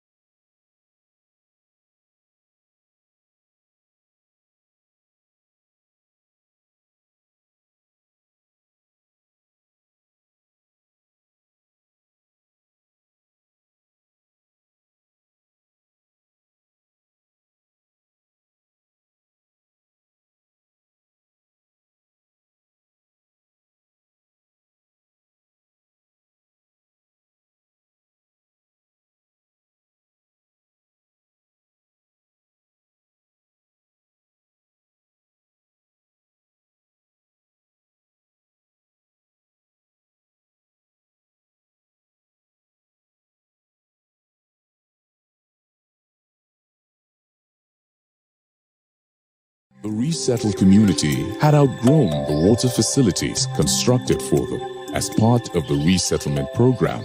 Recognizing this critical need, the Goldfields Ghana Foundation intervened. You better go for his foundation as ewo mboa omudi aboyen ewo yensusem foundation it to nsu edin kan man boho nkoko 6 za nsuo ni na ye use ya for some time na edru mrebi no so no yakopon dom foundation yes so ebe boyen ewo mechanized boho nkoko 4. The foundation provided 6 boreholes followed by 4 mechanized water systems, a significant investment and a key step towards building a healthier, more prosperous community. Additional project it's me aside nsuo and naya go for 2 million and it's a committee no and as a community so sky nya efi nsuo no ho it's me etu nsuo miensa e de aka go for 4 more there 4 na more the million. Beyond providing infrastructure, the foundation empowered the community to take ownership of their own future. A water sanitation community, WATSAN, was formed in collaboration with the Takwa Inswaem Municipal Assembly to manage the water systems. Their forward-thinking approach has been a case study for success, creating a sustainable revenue stream. I and my community, especially the assembly member and the committee members, realized that you cannot be going to go to ask for money. So we sold the water. Formerly, we were having... From the heart of Ghana comes elegance that...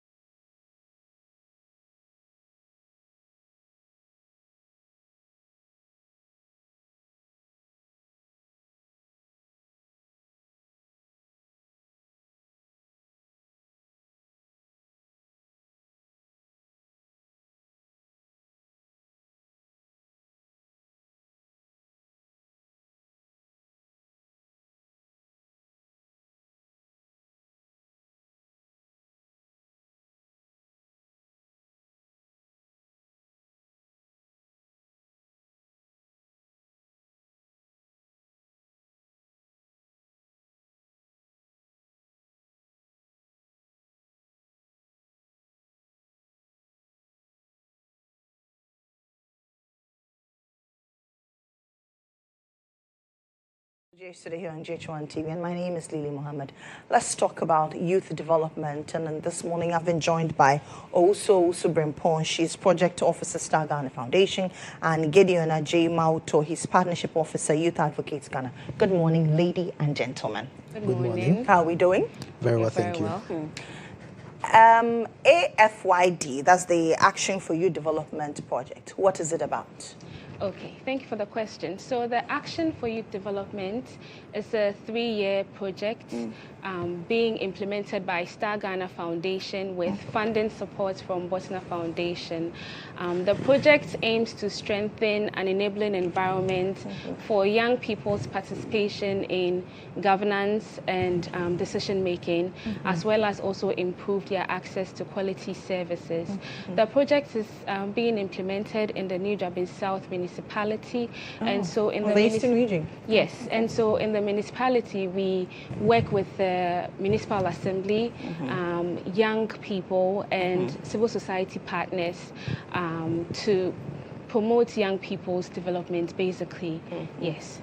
What specifically about young people's development are you promoting? What target areas are you looking at for this project? Okay, so for the project, it's really about, the main focus is creating spaces for young people to be part of decision making. And so we continue to create spaces for young people to dialogue with decision makers, creating specific town hall meetings where young people can share their concerns with the assembly, and also using young people's platforms like the New Jabin South Youth Parliament. So revamping them, empowering them, training them on different topics, governance, advocacy, mobilization, and many, many things which fall under the spaces that we can create for their participation.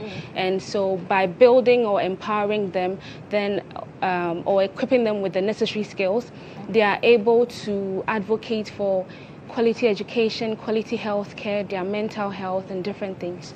Yeah. Gideon, let's talk about this youth summit that is coming up in Koforidua.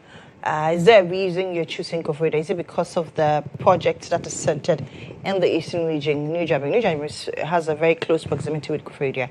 And what are you doing at the summit? What are you discussing, especially youth related? Thank you again. So the reason for the summit being in Koforidua is because the project itself was implemented and is initiated in Koforidua. And the beneficiaries of the project are the young people in Koforidua.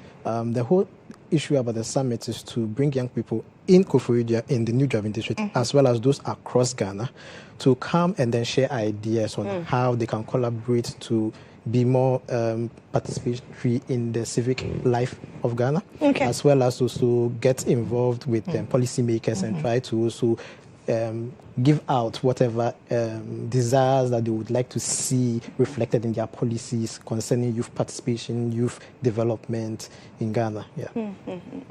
And who are allowed to attend this summit? Is it open to every young person out there? Do they need to register? Do they need to pay a token? Okay, so the summit is free. There's no payment. It's targeted to young people from all areas, young women, young men, young persons living with disabilities. We want the summit to be as inclusive as it can be, and so we are opening it up. Yes, it is in Koforidua. Yes, it's focused on the youth in Koforidua, but beyond the young people in Koforidua, we are also doing convening this platform for young people across Ghana to also come and share the different initiatives, successes, and challenges that they are encountering whilst they are pushing for young people's development. And so it's open to all young people, but we do welcome the media, development partners that are working in the youth development space, academia, everyone that is able to contribute to the discussion. The theme for the summit is harnessing the power of youth for transformative development. And so anyone that is able to speak on the topic, anyone that is able to contribute, we are ready to have you in Koforidua. Must you be a resident of Koforidua to attend, or anybody from across the country can come in? Our main target, because the project is focused on the New Jabin South municipality, and so we do encourage significant participation from the New Jabin South municipality. We can even extend it to the North, New Jabin North, and then Koforidua and its environs. However, it is not closed to just them. It's open for all young people to participate. And if you are unable to show up in person, it's being live streamed on Star Ghana Foundation's Facebook Live. Okay, so it's a hybrid summit. Yes. Gideon, why should any young person be part of this particular youth summit? Okay. Young people make up about 60% of Ghana's population. Sure. And issues concerning Ghana affects us as well. And so for this program and this particular summit, we want to solicit the voices of young people. What are they thinking? What do they want to see happen in their own lives, policy-wise, when it comes to employment, when it comes to education, when it comes to enterprise and business? What do you want to see? Peace and security. How secure do you feel in Ghana? Do you feel that you can actually conduct your business without any problems? If there are, what do you think should be done? And so we are going to get stakeholders, especially people from the government sector, the policymakers, the academics, and then the development partners. They are going to be there. And so we can bounce ideas with each other and come up with solutions that actually fit the mold of what we, the young people in Ghana, expect from our duty bearers, and then hope that this can be pushed forward. For us. Also, any final words you want to add? Yes, so for the summit, our expected outcomes, we want to have an agreed on action plan from the summit that all who are present can be able to work on and push for to influence youth development in Ghana. We also are hoping for, or we intend to create or use a summit platform as a networking opportunity between young people, between civil society partners and policymakers as well. And so we do encourage everyone to be present, young people especially, but as I said, beyond young people, we also want the media who can carry the conversations across board, the policymakers who would take on these recommendations to guide the policies and programs that are designed for young people. And I also like to emphasize that the summit is happening on the 5th and 6th of November, which is Wednesday and Thursday at New Jabin South in Koforidua at Eastern Premier. Okay. All right. So be there if you're a young person, you want to be part of governance, if you want a voice, if you want to be a change maker, this is a summit that you need to be. It's happening Wednesday. Yes, and Thursday. Wednesday and Thursday at the Eastern Premier Hotel in Koforidua. So all ages from 15 through to 35 is open to the public. If you are not able to go to Koforidua, you can join. Is there a link that they can join online? Yes, so if you go to Star Ghana Foundation on Facebook, on LinkedIn, on all our social media platforms, you should be able to get the registration link. Okay. Yes. Okay. All right. So that's Owusu Subimpon. She is project officer for Star Ghana, and Gideon Ajay Mauto, his partnership officer, Youth Advocates Ghana. Thank you very much, and we wish you a very successful summit. I'm sure afterwards we'll come back and talk about the fallout from the summit and the achievements so far. If you're a lover of fine things in life, especially gold jewelry, let me tell you where you can get good quality gold jewelry. Now, from the heart of our soul to the soul of your style, Gold Ball Jewelry weaves heritage artistry with modern luxury. Every piece whispers stories of tradition, beauty, and unmatched excellence. It is pure, locally sourced Ghanaian gold. It is artistry that honors heritage while embracing contemporary luxury, and it is filled with timeless pieces designed to elevate every moment of your style every day. Visit Gold Ball Jewelry showrooms. They are located on Diamond House, Kimbu Road, Accra. You can call Diamond House, Kimbu Road, Accra on 0555 055 810 005 055 810 005. On the Oxford Street, Onosu, they also have a branch there or a showroom there. You can contact them on 0556 771 438. 0556 771 438. In East Legon, they are located on the Otele Avenue. You can reach them on 0553 163 811. 0553 163 811. If you live around the Spintex Enclave, they have a showroom there as well. They are located at the Marina Mall premises. Their number is 055 711 771 414. 055 711 771, I beg your pardon, 414. If you live in Tema, they are located at Community 11. The number to reach them on is 055 6771 415. 055-6771-415. If you're in Kumasi and you're looking for quality jewelry, gold for that matter, they're located at the Ampoma Arcade. Is 055-6771-416. Also in Kumasi, they are located at the Prempeh International Airport. Their number is 053-1040-808. 053-1040-808. Discover the collection that marries heritage with modern luxury. Gold board jewelry, jewelry glow, gold board jewelry glow. Always look for quality. Now, let me tell you about the MTN Free After One. For those of you who love MTN Free After One, prepare for something extra. Now, there's MTN Free After One Extra. You don't only get to talk for 1 hour.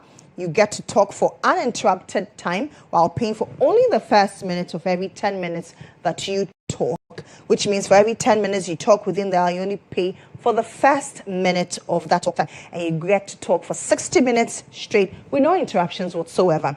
You like what you hear? Well, that's not enough. You also get 50 megawatts of free data in addition to talking for long hours uninterrupted. You get 50 megawatts of free data on the first call you make daily. Let's talk more with all the people that we love. To subscribe to this, just dial *550. Again, *550 hash. *550 hash. You follow the prompts and then you get all the goodies that MTN Free After One Extra comes with. Now, changing your baby's diaper regularly, especially after they poop or every 2-3 hours for your babies, helps prevent rashes and infections. Always wipe from front to back for your baby girls, especially clean gently with water or mild baby wipes and allow the area to air dry before putting on a fresh diaper. Wear your baby in Flora Kids baby diaper. They keep your little one dry and comfortable for longer. Flora Kids diapers are highly absorbent. They are also very gentle on your child's delicate skin and can keep your baby dry for up to 12 hours. Now, if you're out there and you want to become a distributor, you can call Flora Kids baby diapers on 0243 033 033 0243 033 033. Let's do some celebrations now. Oh, today is Hajia's birthday. Happy birthday, Nadima Umar Uthman. You're a strong team player and a dedicated mother, wife, and such an amazing colleague, I must add. From the entire newsroom, we wish you an amazing and fruitful year. Yes, Hajia, she's no longer Abiwa. Yeah. That's an inside joke. Happy birthday to my amazing cousin Rex Ford. Wishing you endless blessings from God, love always. This is from Irabna Boateng.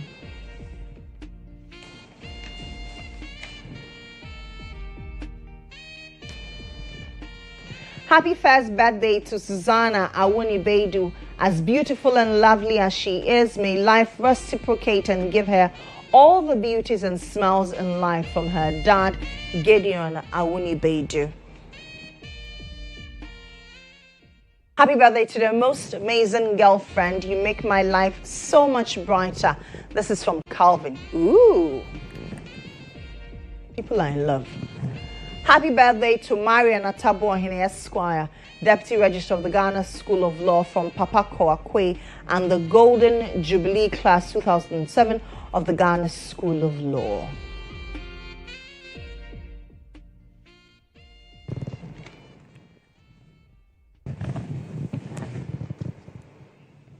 Once again, our deepest condolences to the Executive Secretary to the President, Dr. Kalistus Mohammed, on the passing of your mother. We wish you all the love and sympathy, and then condolences there is.